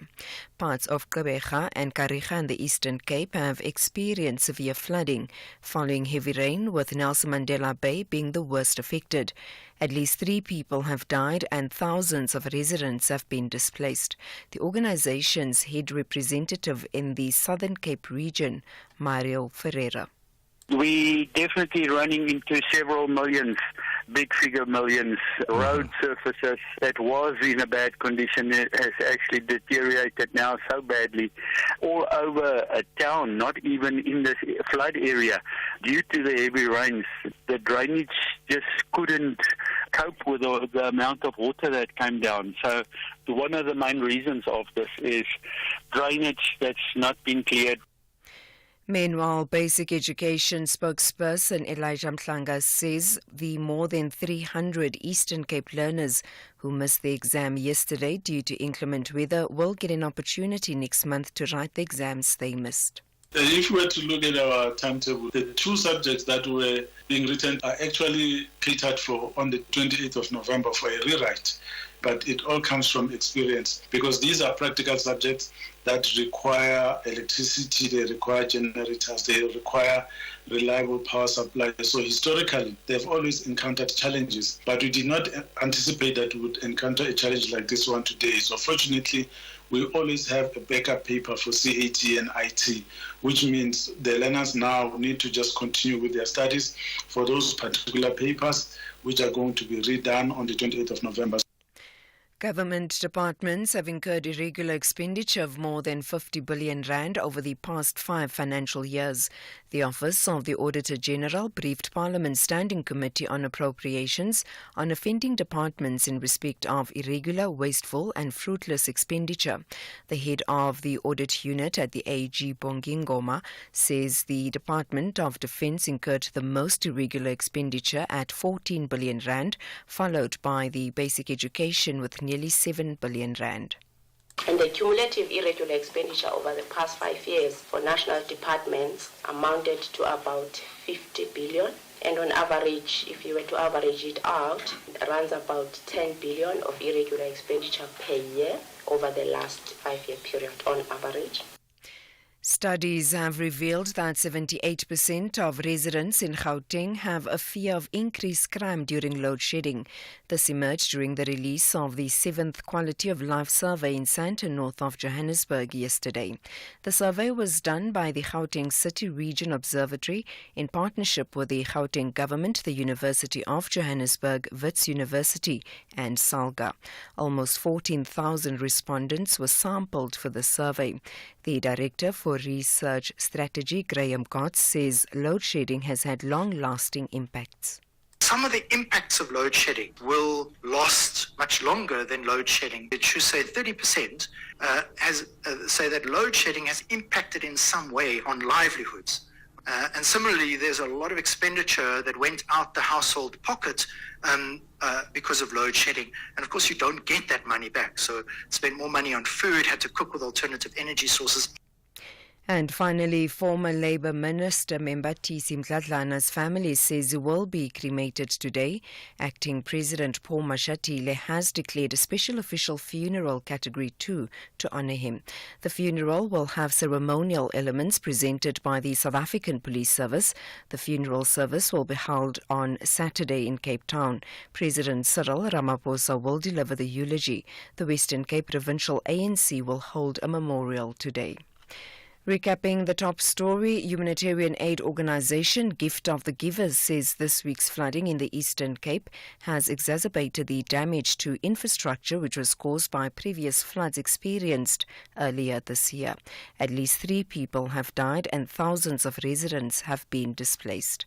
For SAFM News, I am Anne Musa. And that's the news for this hour. Theft, accident and 1 million rand liability cover, all covered by Outsurance Essential. Get a quote today, SMS CAR to 43187. What's the hype about Outsurance Essential and how is it different to any other car insurance out there? Outsurance Essential is specifically designed and priced for older cars. After an accident, claims are paid in cash, so you can choose the panel beater you want to use. And now, Outsurance also offers motor warranty for mechanical and electrical breakdowns. Get saving with Outsurance Essential for unfinanced cars older than 5 years and valued at less than 130,000 rand. SMS CAR to 43187. That's CAR to 43187 today. Licensed insurer and FSP, T's, C's and information online.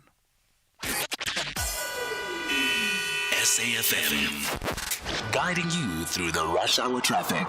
Krugersdorp Highway on your way to Pretoria probably should be avoided. There's a really big backlog between the R55 Pretoria West exit and the N1 Brakfontein. So if you're coming up from Lenasia, I beg your pardon, from Lanseria or from Diepsloot on your way to Pretoria, you can off-ramp at the R55 and pick up some alternative routes to avoid the worst of that. Joburg City bound on the Mike 1, a crash near Glenhove Road. It's between Corlett Drive and Glenhove. That's a heavy queue all the way back through to Buccleuch interchange. So Buccleuch, Woodmead, Sandton on your way to Joburg, very heavy. You might want to, again, just elect to use an alternative route like Louis Botha to avoid the worst of that. And a breakdown on the N1 North at Diepkloof, so heavy coming through from Eldos and the Devland area up that N1 into the Diepkloof interchange.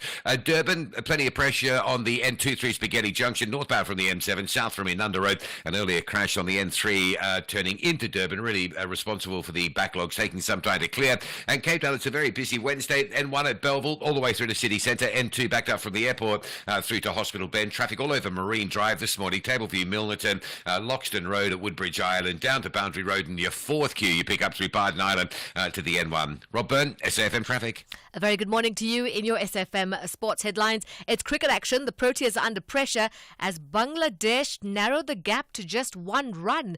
And in soccer news, the CAF president, Patrice Motsepe, reiterating his stance that they will not tolerate the lack of sportsmanship. We'll find out more at around 8:30.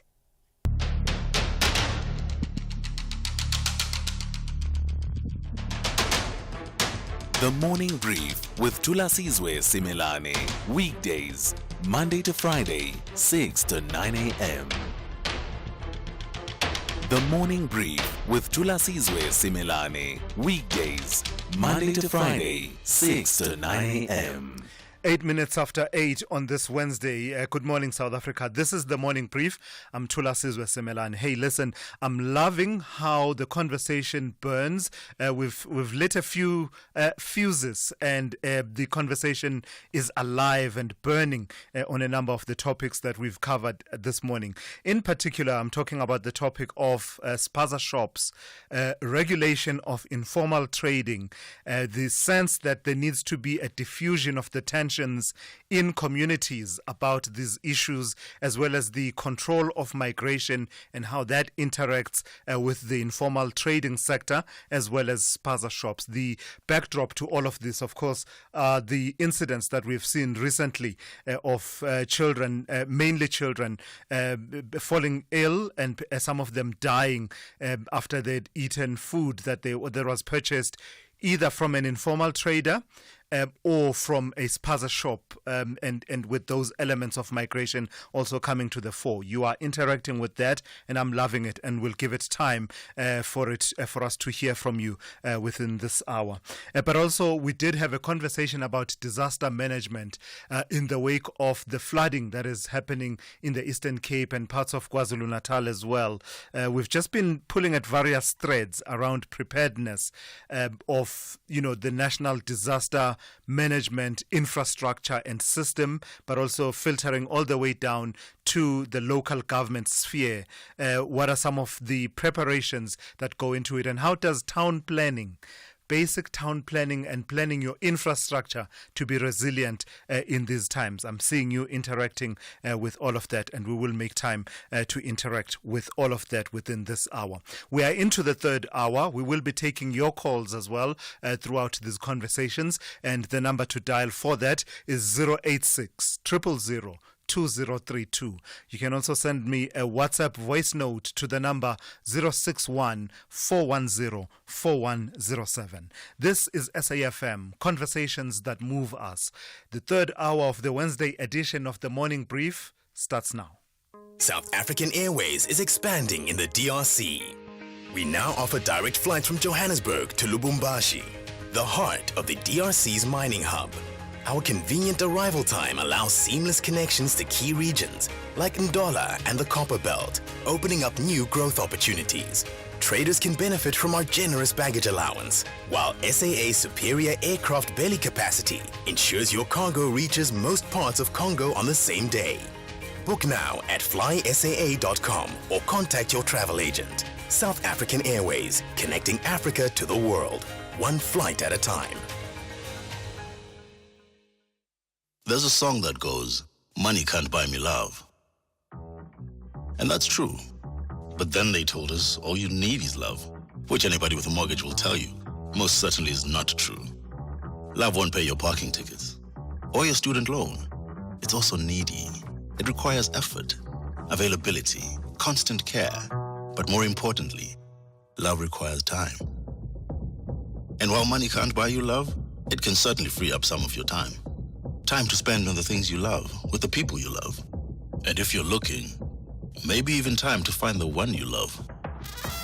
That's why, after 50 years of investing, we've learned that time is the greatest gift of all. And the good news is, if you invest early, time gives you money. And then money gives you more time to do the things you love. And don't you love that about investing? Ellen Gray, long-term investing. Ellen Gray is an authorized FSP. If you think you cannot afford a lawyer, think again. Clientele Legal has made professional legal services affordable for you. Whether it's a civil, criminal, or labor-related matter, we have a nationwide panel of attorneys standing by to assist you. SMS SAFM to 32195. That's SAFM to 32195 and we'll call you back. Clientele General is a licensed non-life insurer and an authorized FSP. Standard rates and terms and conditions apply. Across South Africa, online and on radio. SAFM, let's talk. 13 minutes after 8, more than 1,000 activists marched to the union buildings yesterday to demand justice and an end to what they send whistleblowers. 81 community-based and civil society organizations signed onto a memorandum addressed to the President, the Minister of Police and Justice, the Ministers of Police and Justice, and other stakeholders, and that memorandum was delivered yesterday. This year alone, 2 men who were against mining activity in Melmoth in KwaZulu-Natal were killed allegedly for their activism. I'm joined now by Thabo Sibego, who is a campaigner with Earthlife and joins me for that conversation. Good morning to you, Mr. Sibego. Thank you for your time. What motivated the penning of this particular memorandum? What are the trends that you are noticing that you want to see addressed by the government? Morning, Thulasizwe, and morning to all the viewers, the listeners. Yeah, no, I think basically the march yesterday was basically to advocate for action to be taken in response to all the human rights violations, intimidations, and killings of human rights defenders. So yesterday's march was basically commemorating, but also we use the march as an advocacy because it is almost 4 years for one of our activists, Mamsidi Njangas, who was actually assassinated in her home for actually, protecting the human rights in response to a mining activity that was actually proposed to be established in her area.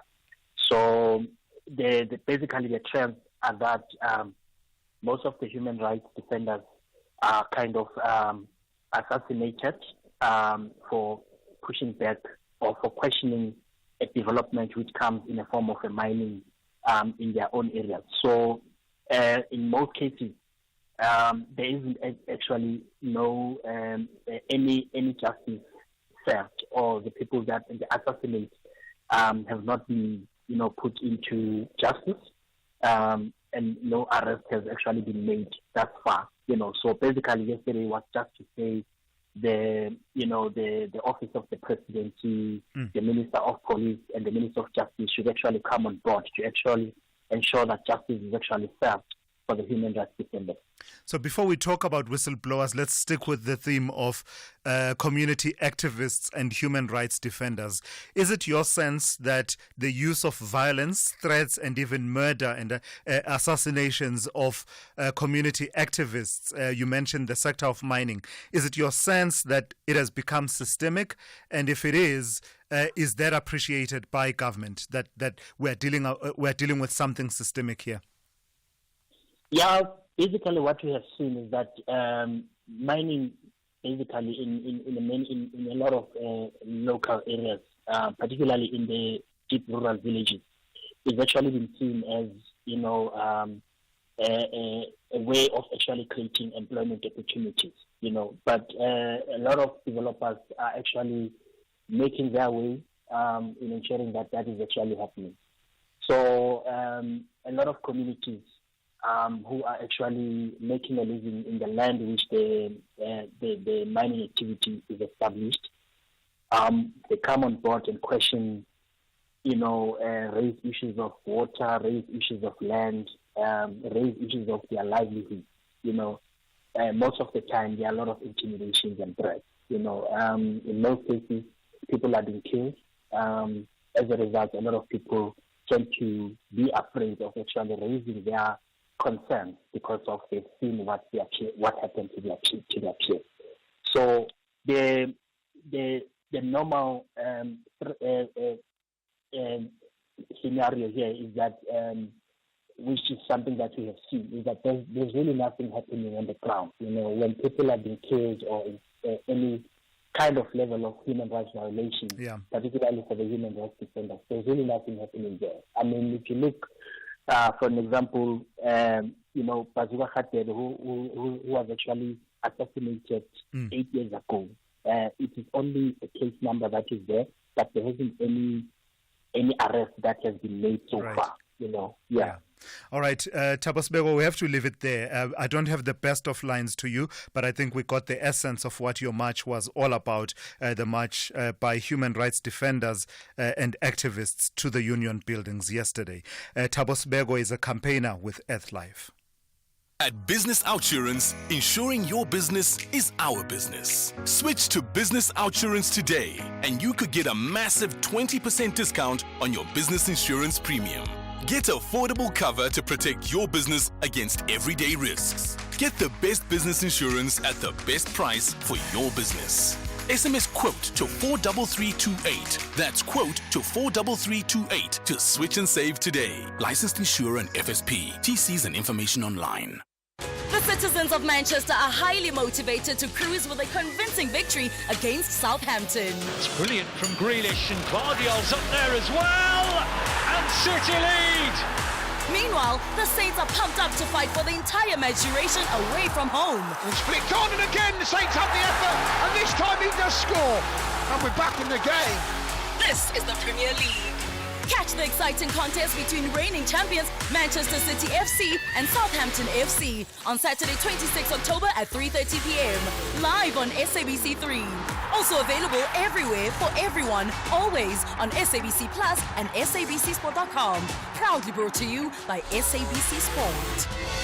For the love of the game.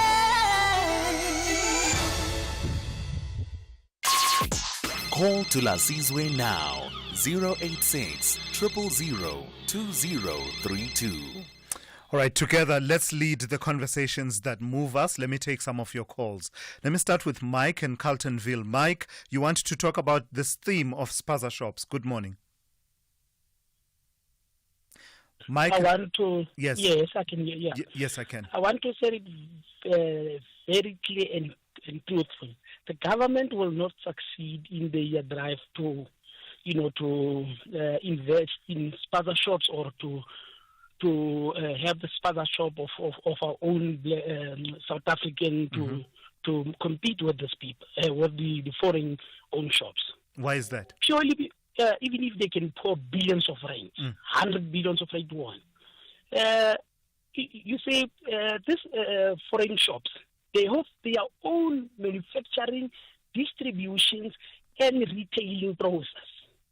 Now, even if you say, for example, I'm a tech shop owner, and the government told me to buy a stock of a year, I can't able to live with that one because now the foreign-owned shops, their prices are so cheap that they compete with a big chain manufacturers like Coca-Cola, Zimba chips, and all that. For example, let's make an example. They can make sweets that can cost 10 cents. Zimba chips of 50 cents. Whereas if you're going to buy a real chips and snacks in a known producers, it will cost you to drive your cost to be 200 and 250. How will you compete with knickknacks that will cost 50 cents? So government, it's a lot of investment that needs to be done. They need to make the producers who will be able, and the distribution that who will be able to support our own South African chain shop. Otherwise, it will just be a waste. I hear you, Mike. So you're talking about a multi-pronged approach that doesn't just address the issue at the point of retail, but also at the manufacturing, wholesale and distribution level, enforcement there, but also support for local industries at that level. That's Mike there in Carltonville. Let's take a listen to this voice note also on the same theme. Good morning, Thulasizwe Simelane from Durban. You know, Thulasizwe, it shows that our government doesn't even have a plan to create jobs or create equal economy. Because right now, with how the foreign spaza shops are killing our kids, they should be saying, by bylaws, those spaza shops are illegal. Chase them out, give grants to South Africans to say, okay, here's a tax shop, we will help you, we will assist you, we will guide you, there's a grants, here's a wholesaler which we will be able to chase any food that you buy from there. But they don't have a plan. They keep on saying we will look into it, we will trend in, we will set. There's no need for all of that. They just need to be active and think forward. Yeah, I hear you, Vugani, out there in Durban. I don't think anyone debates that we're past now analyzing the problem. I think it's quite clear from communities that the time to not only spell out interventions and intentions, but to actually start implementing them is now, and the time has come for that. Let's talk to Thomas in Newcastle. Good morning to you, Thomas. Also on the issue of spaza shops. Marcos. You know, the whole problem here, I'll put 2 points if they can be named points. One, I don't know if you remember the issue of the lady who couldn't say conscientiously. Yes, I remember that. That's our problem. We have people who are not understanding the meaning of conscientious. I'm saying this because if there is people who are employed to take and enforce the bylaws, they are not conscientious. They don't know why they should be doing those. So what we need to do, one, change the politicians. Don't give these things to politicians, because politicians, they swear to stuff they don't know what it means, and let alone being able to perform on the call when it comes. That's number one. Number two, the whole issue of the foreign nationals, and I don't want to be controversial here, but I may as well put the cat in among the pigeons. Most of the guys are Pakistani, Ethiopians. They can't speak local language, let alone English. How do they get to stock their stuff like they do? Somebody is managing and handling everything. These guys are pawned, they are brought in to manage because there is a bigger plan. I might sound like one who's talking about conspiracy right now, but go figure. They don't know the lie of the land. They come in, 2 months later they are manning the shop. They don't even understand English sometimes. I get so upset. Yeah. Because I can't speak Pakistani or Ethiopian or whatever. So the common language is English. They can't understand even that. How do they get to run a shop with a fully stocked establishment? There is a bigger situation behind. All right, Thomas. All right, Thomas, thank you for that input this morning. Thomas in Newcastle. Let's stay with the theme. Let me speak to Sledge out in Tshwane. Good morning to you, Sledge. You also want to talk to me about spaza shops and their regulation. Yes, good morning, Thulasizwe. Good morning, mine is quite a short one. It's not the first time that we have the spaza shops that are always under question by having killed children, poisoned food and stuff like that. My question is, each spaza shop is under a certain municipality's area, district. So each municipality should be having inspectors going out there to these shops and find out if everything is being conducted well. Now that we have all these killings of the children allegedly by the food that they bought from the spaza shop, what happens to the inspectors from those municipalities area? What happens to them? Not unless maybe somebody will tell me, no, we don't have inspectors, which will be the topic for another time. Yeah. What happens to those? Except for chasing all these mayoral positions of these municipalities. What happens to those people? Sure. That's what I wanted to find out. An important point that you are raising there, Sledge. But can I throw something at you? We talk about government playing its role, local government playing its role. But what is it that some of us maybe don't understand about how, this plays out in communities? For example, help us understand, if you can, why it is that despite all the problems that people point out with some of these spaza shops and their handling of food and the food value chain, etc., they continue to get support in communities. Is there something you can say around that? Why do people continue to buy from these spaza shops that they criticize so much? 100%. It all involves around poverty. They neglect that at the end of the day they will suffer. They know that for example, the shop will be said, it will be alleged that on a certain shop, the food that they bought there it's got a poison. Shop will be closed, but people will still go and loot from the very same shop. So where do you draw the line? I understand your point, Thulasizwe. Yeah. Hence I'm saying it also goes with the level of poverty, whereby our own people end up neglecting their own lives, their own well-beings. You see, so the government and the local government must put their boots down. All right, let's leave it there. Sledge in Tshwane there, talking about the issue of spaza shops. And on the same theme, let me speak to Crispin out in Durban. Crispin, good morning to you. Good morning to the Thulasizwe. And I want to say, look, I think there's some fundamental misunderstandings and confusions. So I went into the one spaza shop in the one township that I know very well. And it was like dingy, limited stock, high prices, okay? And then a year later, I went back to the same shop. It had been taken over by Somalis. The whole place looked different. It was well-stocked. And the prices were much more competitive. As Mike himself said, these prices are good. That's why people buy there. And the whole shopping experience was that much better. So people are not stupid when they go and support foreign shops if they are well run. The issue is bedeviled by the xenophobia, and this is simply mental confusion. The problem is that in reality nobody is analyzing who is competing with whom. Yeah, South African and foreign spaza shops compete with each other. South African spaza shops compete with other South African spaza shops and so on. But what about the competition with the big primarily white-owned chains? This has not been spoken about.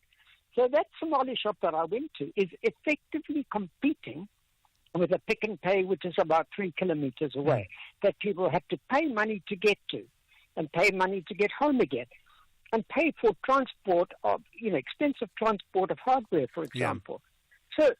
So why are the Somalis, how come the Somalis have got the organization, the thinking, and all of the South Africans can do is say, the government must look after us.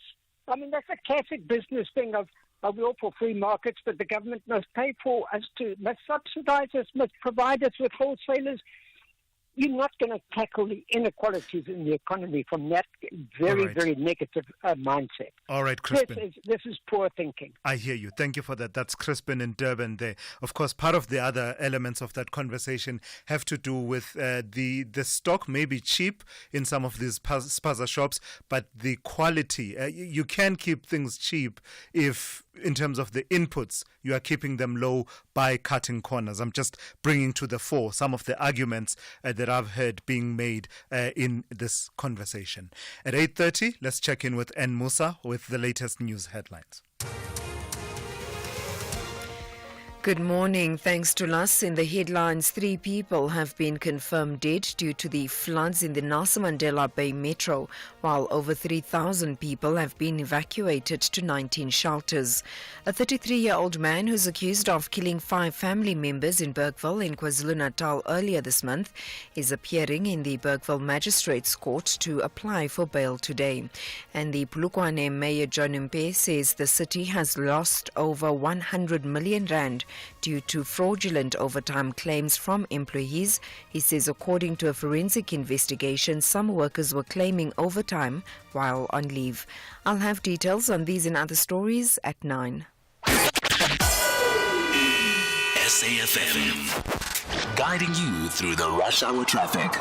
Straight down the middle of Joburg, the Mike 1 is the route under pressure at this hour. As we come to you live, we report heavy delays from Buccleuch interchange, from the N1 all the way down through Woodmead, through Sandton, through Melrose, down to a crash as you come down towards that Glenhove Road in the Houghton Estate area. You might want to off-ramp somewhere a little bit further north and take Louis Botha. It'll get you through sort of Orange Grove and that Houghton Estate quicker than the Mike 1 will this morning. It's heavily backed up. Delays it on Malabongwe towards Straighton Park Bay as Nordeer across the highway to Fairland. Very busy as well. R55's got a lot of traffic through Crowthorne and Kyalami on your way south this morning, direction Woodmead, if you like. Durban, still a bit of pressure on the N3 inbound. If you're coming in from Point Town, there's it's an easing situation. It was a little bit busier early, just coming up to Spaghetti Junction, but starting to move better. N2 still jam-packed from the M7 through Westwood Mall territory. And Cape Town, I've just actually sent a tweet out about this. It's a busy Wednesday. It's an office day Wednesday for a lot of the hybrid working force around the country, and you can see that Cape Town under pressure. The N1 inbound from Durban Road at Belleville, past a crash as you come down to Yiptiaga, and then once you get past that, you just stay in traffic all the way to the city centre, all the way over the elevated freeway. N2 still backed up inbound at the airport. N7 Goodwood through to Bosmansdam Road heavy. Marine Drive's got traffic all over it between Tableview and Pardon Island to come onto the N1, and even the South Peninsula, it's worth a mention this morning. Very busy conditions. Muizenberg, St James, Cork Bay and Fishhook. It's a gorgeous day in Cape Town. Probably going to stay busy there most of the day. Rob Byrne, SAFM Traffic. This is SAFM Sport with Zai Khan. I got one for you. Yeah? Rabada's Rhythm Rocks. But is it rocking though? Is it rocking? I see that the gap is closing as the guys are at lunch. I know. He was on a rampage earlier, 4 crucial wickets early on, but it looks like that, this team, they are putting on a fight back, which is the Bangladesh squad. They've closed the gap, but South Africa are dominating this first test. And we'll see at lunch, day 3, Bangladesh is on 200 for 1 for 6, trailing by 1 run after South Africa's first innings total of 308, despite a resilient 55 from M. Miraz. Now, on to other cricket news, where South Africa's Proteas women, they've returned home after a strong showing at the T20 World Cup in the UAE, finishing as runners-up. The team, led by Laura Wolfart, was met by a spirited crowd, including Sports Minister Gayton McKenzie. Despite falling short in the final to New Zealand, the Proteas women have made the country proud. McKenzie, speaking at the homecoming, praised the team and renewed his call for equal pay for women cricketers. This was a development team the other day. Look at them today. I mean, they have opened the gates for women's sport in particular. And, I am fighting now and making sure that equal pay for women and equal pay for men in sport, in all codes, not only in cricket. Cricket is leading with that, by the way. But we need women to be paid the same as men. And that is one of the things, as the minister, that I said to myself, I'm very proud of this team. That's why I came here today. We head now to the 2024 COSAFA Women's Championship, which saw Eswatini record their biggest victory at the tournament, beating debutant Seychelles 6-0 in the opening match. The host South Africa edged neighbours Namibia 1-0 at Nelson Mandela Bay Stadium. Day 2 will see Group B get underway, with Madagascar and Mauritius opening proceedings at 12 and defending champions Malawi taking on Botswana in the second day of the match at 3 p.m.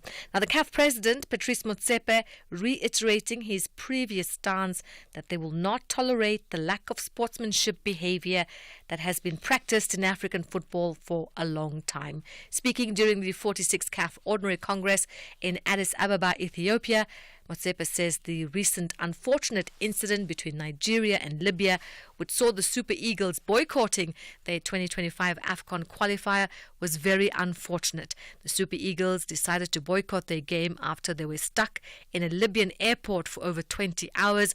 Motsepe says the matter is still under investigation and appropriate action will be taken.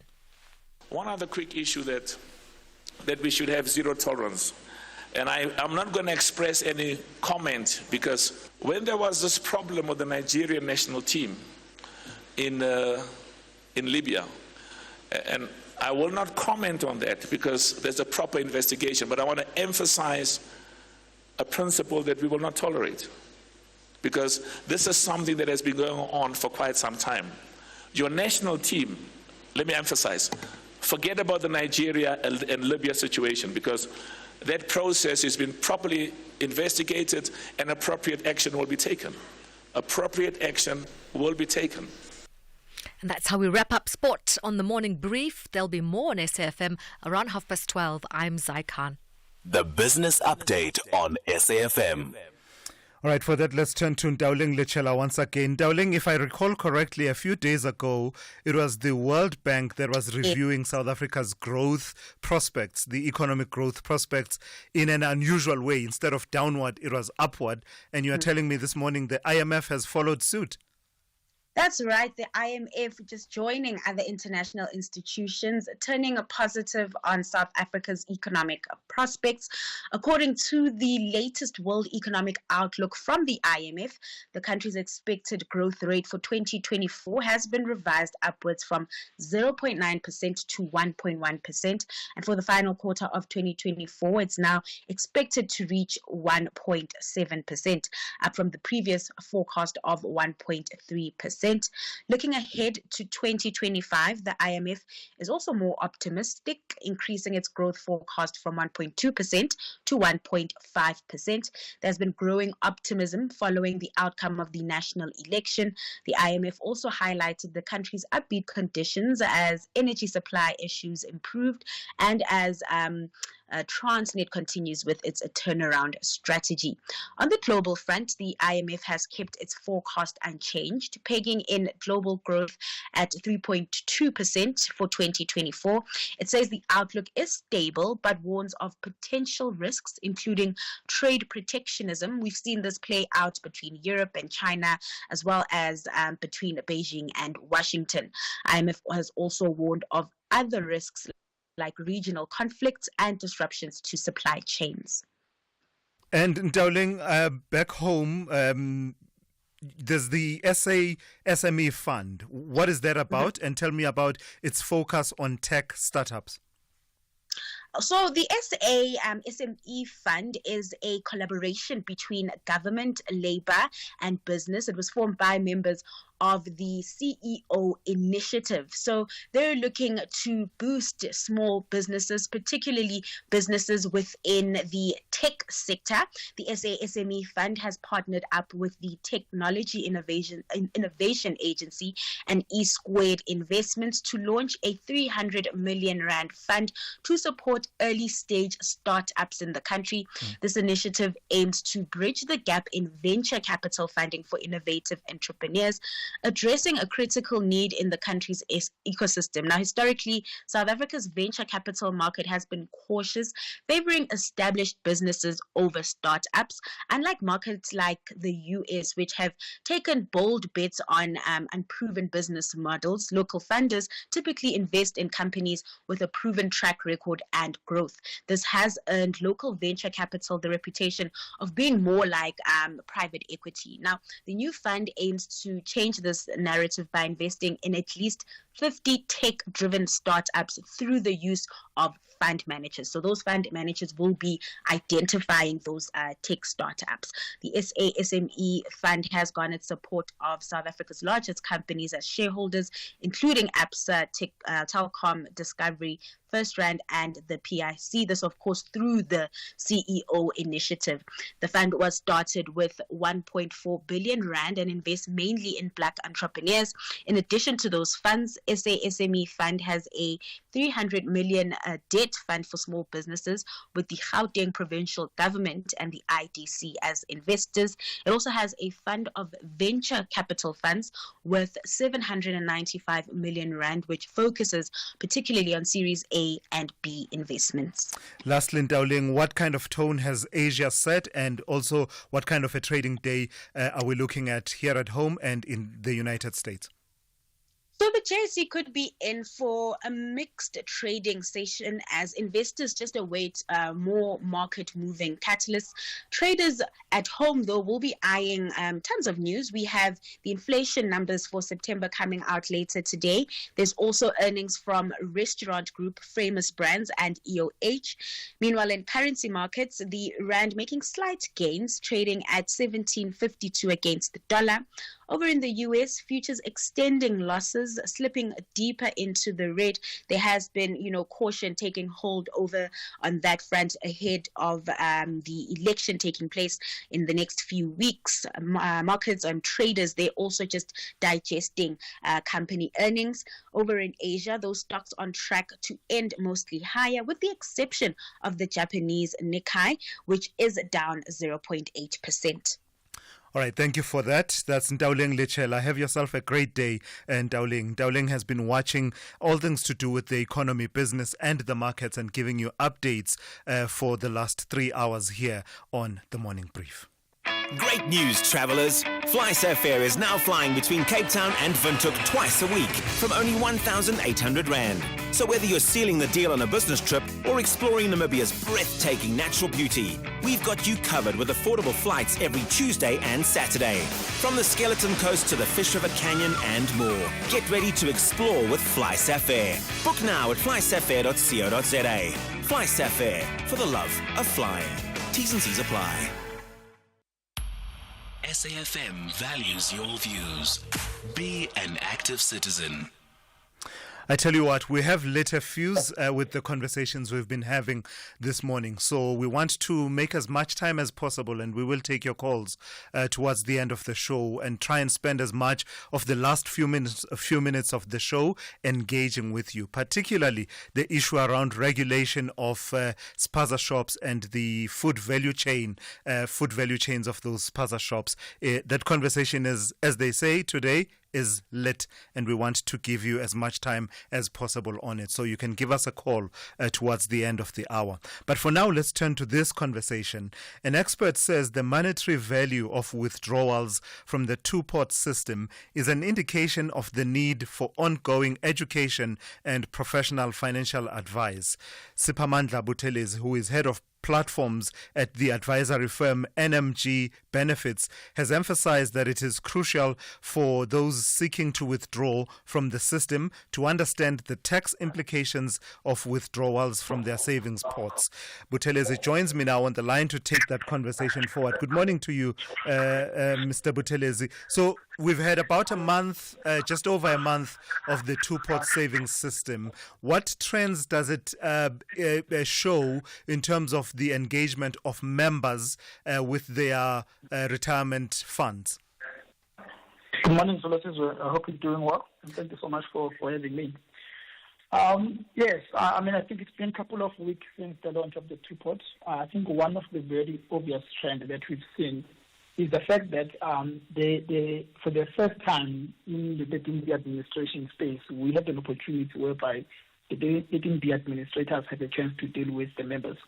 So we've seen the members really coming forward, seeking to find out what money they can take from their saving pots. They came in numbers. I think the first few weeks was just an evidence of that people were waiting for this opportunity.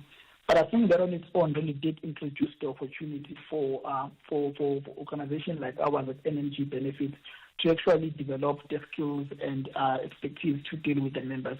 So, but yeah, the obvious trend is that members came forward and they started engaging with the businesses in a way that has not been seen before. Yeah, I take it that never used to be the level of engagement, people just reaching out, finding out what do I have in terms of savings, how do I improve upon it. I take it that never used to be the case. So in a way, this is a positive, is it? Absolutely. This has been an unprecedented engagement amongst retirement funds members. It's a positive. It allows us to engage directly with the members because, as you can imagine, in the past, all our engagement were limited to the principal officers of the funds, were limited to the trustees and the board of trustees. So for the first time, we're engaging directly with the members, and I think it introduces certain opportunities whereby the responsibility to educate the members can never be left with the funds alone now. So I think everyone, businesses like ours at NMG Benefit, we have an opportunity now to actually engage directly with the members and educate them. And I think in dealing with the members, one of the things that was very deliberate on our side was trying to understand the level of understanding and for the members, so we know what sort of education we're going to focus on going forward. I can give you an example. It was very evident that most people went into this process without understanding what is going to be the tax implication on their withdrawals. And some people also were under the impression that if they do not withdraw, they only have between the 1st of September until the end of that month to actually withdraw, right? So all of that tells you just about the level of education that as an industry we still need to actually do to make sure that our members are in a better position to make informed decisions. So now you have the attention of members. Talk to me about the kind of education that you are specifically calling for, specifically as it relates to using the system to balance between immediate needs without really compromising the long-term retirement requirements? Yeah, I think one of them, the biggest one, is people understanding that as much as it's good that you've got a saving pot, your money being kept in a saving pot that you can have access to, but it's really, really important that you take that money when you need it, because obviously there is a long-term impact of taking it now compared to if you leave it and it gain compound interest over the years to your retirement. So there's an education part that we need to do around that. I think tax has been the biggest topic in this country that never really get touched enough. We need to actually deal more with tax issues. What do people owe SARS, and what does it mean when they do the withdrawals like this? We need to get into that. And then, just overall, I think retirement fund industry, people say for retirement fund, but some people did not even know where their money was held up until now when they had to withdraw. So I think there's a lot to be done in that space as well. But overall, education is one part to us. But I think for what is important for us is we need to reach people in their own languages. So we need to actually educate people in the languages that they understand. Because a lot of people, a lot of businesses building towards two pods, they have just done a lot of education to members. They spoke about tax, they spoke about education. But they just dawned to me one day that actually we did not do, this was not done in a language that people understand.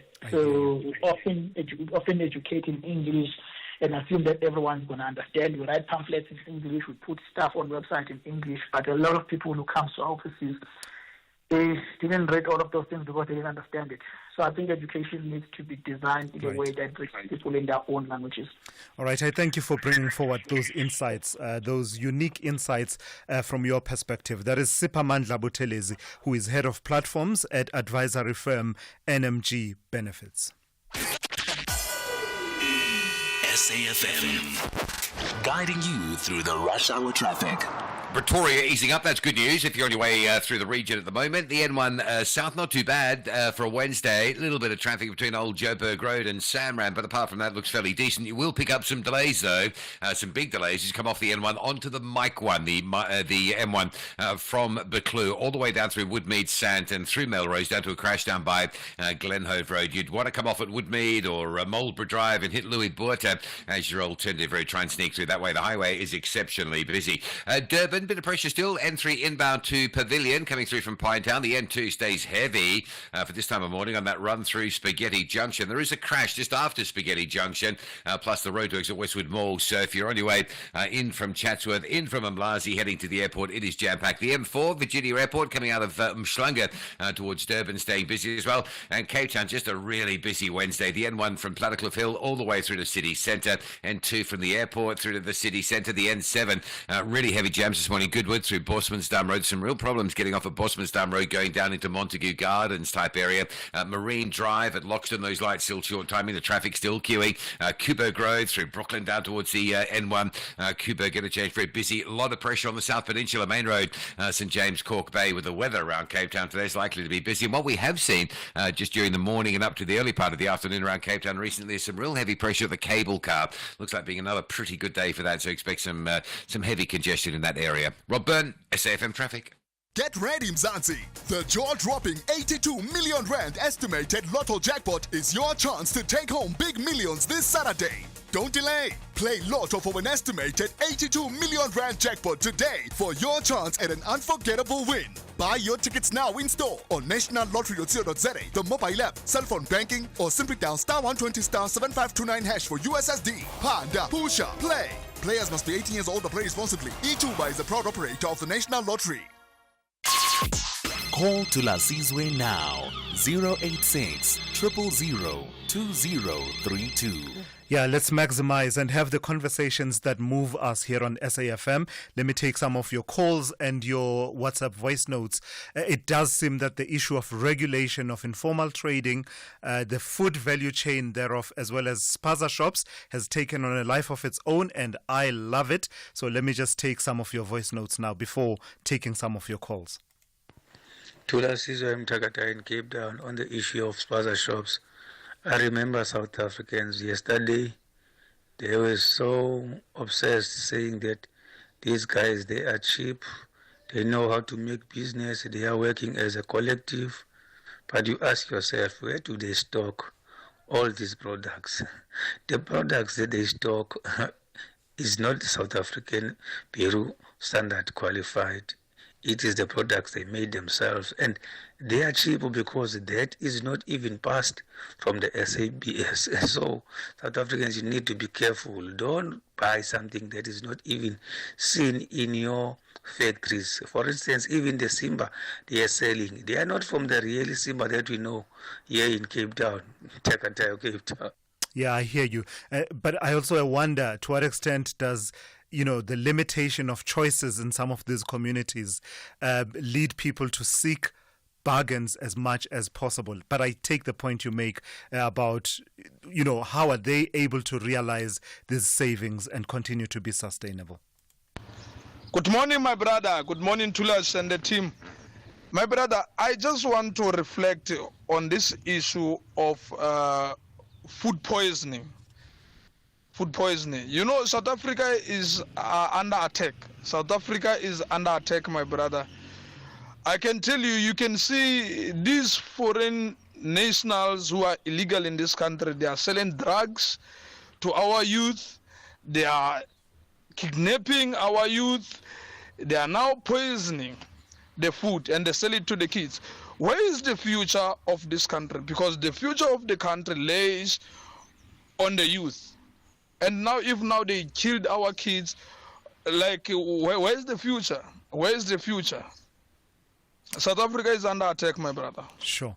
I can tell you that. Yeah, thank you for that. Pretty strong words there that have to do with the issue of controlled migration. And once again, always important to emphasize that we shouldn't find ourselves and fall into the pitfall of generalizing. I would say the points you are making are well made, and a lot of people have been making the same points around you need to control and regulate migration. But I don't know if I would go as far as to say generally that the trend is that the country is under attack and people are, quote unquote, poisoning the food. I don't want to venture too deep into that, but just cautioning around issues of generalizations.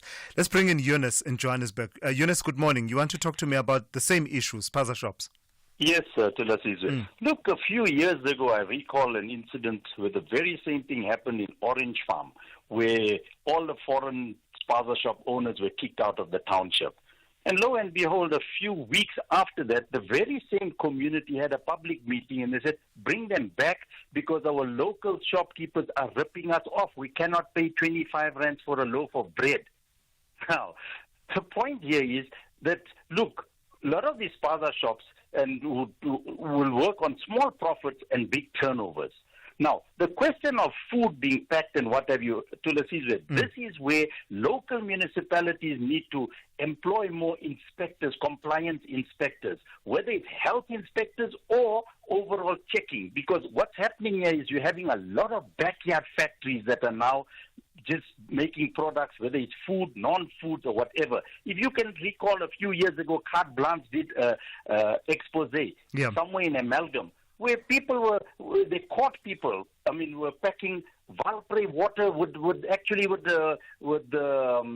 they were packing it in Valpre bottles, but they were using fire hydrants there to pack those bottles, if you can recall that incident. So I'm saying there's a lot of backyard factories that are operating, even making food, so you're having crisp or whatever, and the oils they're using there, could be old oil. And that is where that leads to disease and what have you. All right, so Eunice. Sorry about that. Let's leave it there. Eunice, I've got to move on. Let me take a call from Derek in Guyana, also on the same theme. Good morning to you, Derek. Good morning. How are you, Tulas? Very well. How are you? I'm well, thanks. On this issue of spaza shops, I once ran one spaza shop. So I just want to say, sometimes chasing away these foreign nationals wouldn't be a solution. Reason being, the very same wholesalers where they are stocking, it's where I was stocking. I think the main road is the supplier, a supplier who supplies the wholesaler. And again, our policemen, they take too much pride. They are the ones that are killing the nation. For an example, let's take an issue of illicit cigarette, the ones from Zimbabwe, the ones that are not needed. They get there, they collect price and leave, then business as usual. All right. Yeah. Thank you for that. That's Derek out in Kiani weighing in on the same topic of spaza shops. Let me bring in a quick voice note also on the same issue of spaza shops. Good morning, my brother. Good morning, Tulas and the team. I think we played that one. Let's move on. Let's take a call from Thabo in Kronstadt. Good morning to you, Thabo. You want to talk about the issue of spaza shops as well? Yes, we wanted to finish our the previous call. Yes. I wanted to finish your time. No, that's one of last because I called. Oh yes. Please go ahead. Yes, Thabo. let us say the problem also. I say municipality must be involved when writing the agreement of the spaza shops and the landlord, because now they just let the landlord to sign agreement of 10 years, 5 years, paying 1,000 rent, is a disaster. Let us go focus on this very strictly. By next week, municipality must start getting landlord and this spaza shop owner, so that they must see how much they pay for the landlord to uplift the life of the landlord, Because let us go back to the former President de Klerk. Is him who agreed to say the shops in town is far, the grouping of the shops around townships is far, maybe 5 kilometers as the townships were growing more. Yes, he said the spaza shop is allowed as a garage for women at home.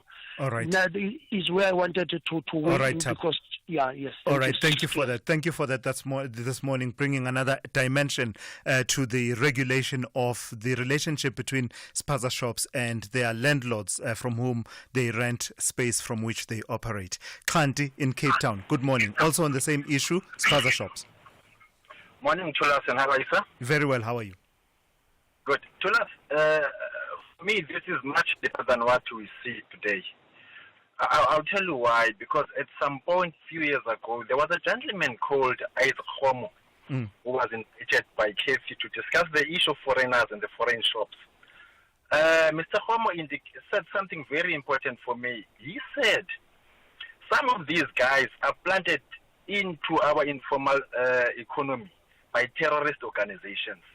They take advantage of the loophole that these spaza shops are not regulated. They don't pay tax, they don't do anything. They collect that money and send it back to fund terrorist activities back in their own countries. What we are saying now, we are saying to us, in the process of municipality trying to regulate, there should be members of intelligence trying to check these guys, their intentions and their purpose. So this thing needs to be regulated, and we want the intelligence to be involved in the process of regulating them. Thank you, Tulas. All right, thank you for that. That's Kanti out in Cape Town. And that's how we come to the end of today's edition of The Morning Brief. Thank you for listening, and thanks to the team that put it all together. The Talking Point with Kathy Moshlahlana is up next here on SAFM, but that's coming up after the news. Essential cover from Outsurance pays out claims in cash, allowing you to choose your own panel beater. SMS CAR to 43187 now.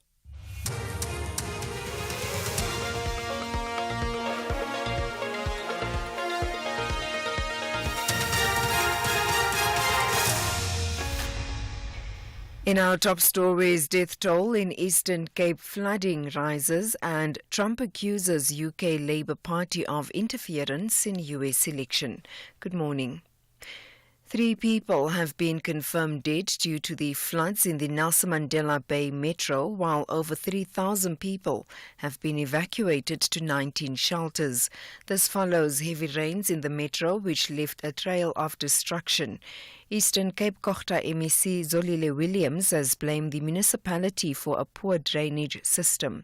He says this is a man-made disaster that could have been avoided. It represents that the municipal officials are not really doing what they are appointed to do. We were here 3 weeks ago to impress on them that we are facing the rainy season. They must ensure that drainage systems are cleaned so that water can be properly managed. That has not happened. You can see the large pools of water in every street. A 33-year-old man who is accused of killing 5 family members in Bergville and KwaZulu-Natal earlier this month is appearing in the Bergville Magistrates Court to apply for bail today. Mondli Koza is facing 5 counts of murder and 2 of attempted murder. He allegedly stabbed to death 5 family members, including 2 girls aged 2 and 6 years old. Koza's mother and a 4-year-old girl survived the attack and were rushed to hospital. Polokwane Mayor John Mpe says the city has lost over 100 million rand due to fraudulent overtime claims from employees. He says according to a forensic investigation, some workers were claiming overtime while on leave and others claimed overtime for work not done. At least 44 employees, including managers, are facing disciplinary hearings. He made the announcement during a media briefing in Polokwane. As a municipality, we need to institute some civil claim against the money that has been paid to DCLO to ensure that we withhold any retention money that we still have on the contractors who were actually appointed. We have also agreed that there might have to be further investigations into other issues related to this investigation. In this case, there seems to have been collusion. Former Labour Minister Membati Simdladlana's family says will be cremated today. Acting President Paul Mashatile has declared a special official funeral category 2 to honour him. The funeral will have ceremonial elements presented by the South African Police Service. The funeral service will be held on Saturday in Cape Town. President Cyril Ramaphosa will deliver the eulogy. The Western Cape Provincial ANC will hold a memorial today. Further afield and finally, former U.S. President Donald Trump's presidential campaign team has filed a complaint against Britain's governing Labour Party, accusing it of interference in the U.S. election. It references a now deleted social media post in which a Labour staff member appeared to have claimed that hundreds of Labour Party staff were planning to campaign for the Democrats in swing states. The BBC's Sarah Smith reports. Labour Party members helping out Democrats in an election is nothing new. There have been exchanges between the two parties for decades. But in a letter to the federal election watchdog, Donald Trump's team is complaining that volunteers from what it describes as the far-left Labour Party coming to America to campaign for Kamala Harris amounts to blatant election interference. Under US law, foreign nationals can campaign in American elections, but they cannot be paid for it.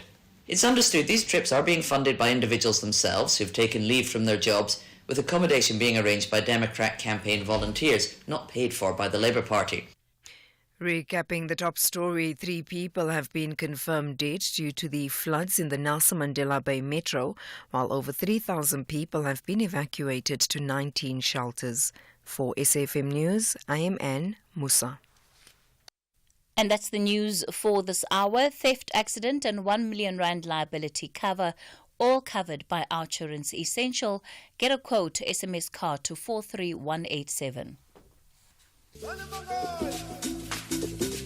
Mubango returns for an explosive new season on SABC2. A renaissance of new beginnings, intrigue and drama with old enemies and new characters. Catch the rebirth season of Mubango every Monday to Friday at 9 p.m. on SABC2 or stream it on SABC Plus. Mubango, ukovela panda.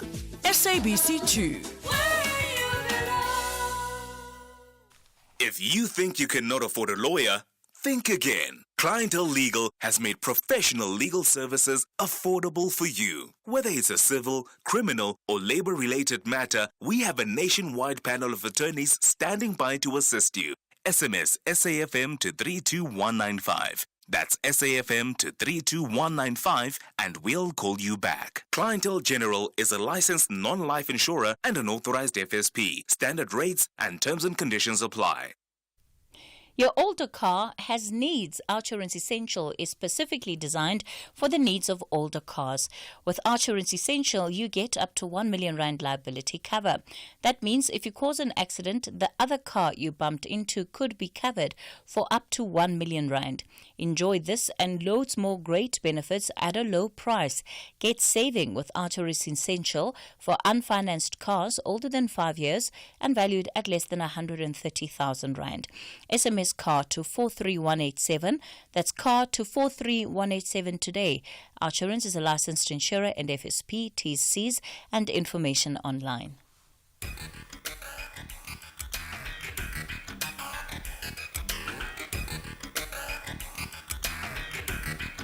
The Talking Point with Kathy Motlatlana. Weekdays, 9 a.m. till midday. Black women are known to have to work twice as hard, only for us to make it half as far as everyone else. But this is where my problem lies. The fact that external ideas have been internalized in the black community and have caused a rift between us. A rift that poses a threat to the preservation of our cultures. So now I beg to ask the question. How do we restore cultural preservation in historically disadvantaged communities? Spatial inequality in South Africa finds its prevalence in how our country is physically dispersed. There is a physical separation between most of the black population and productive activity. This is the legacy of our racial inequality and segregation, which persists up until today, more than 20 years later. The territorial variations of infrastructure, opportunities, and quality of life is strikingly evident. And for most black South Africans, extensive traveling is required in order for them to have access to what should be equally dispersed. It is in the interest of cultural preservation that most people needn't move out of the communities that they've cultivated in order for them to have access to a better life, but instead that these underfunded and neglected communities be upgraded and improved. Spatial equality is necessary to instill dignity in historically disadvantaged communities. Secondly, it is imperative that we enforce cultural pride in the black community. Had Younger Beloved grown up in an environment that enforced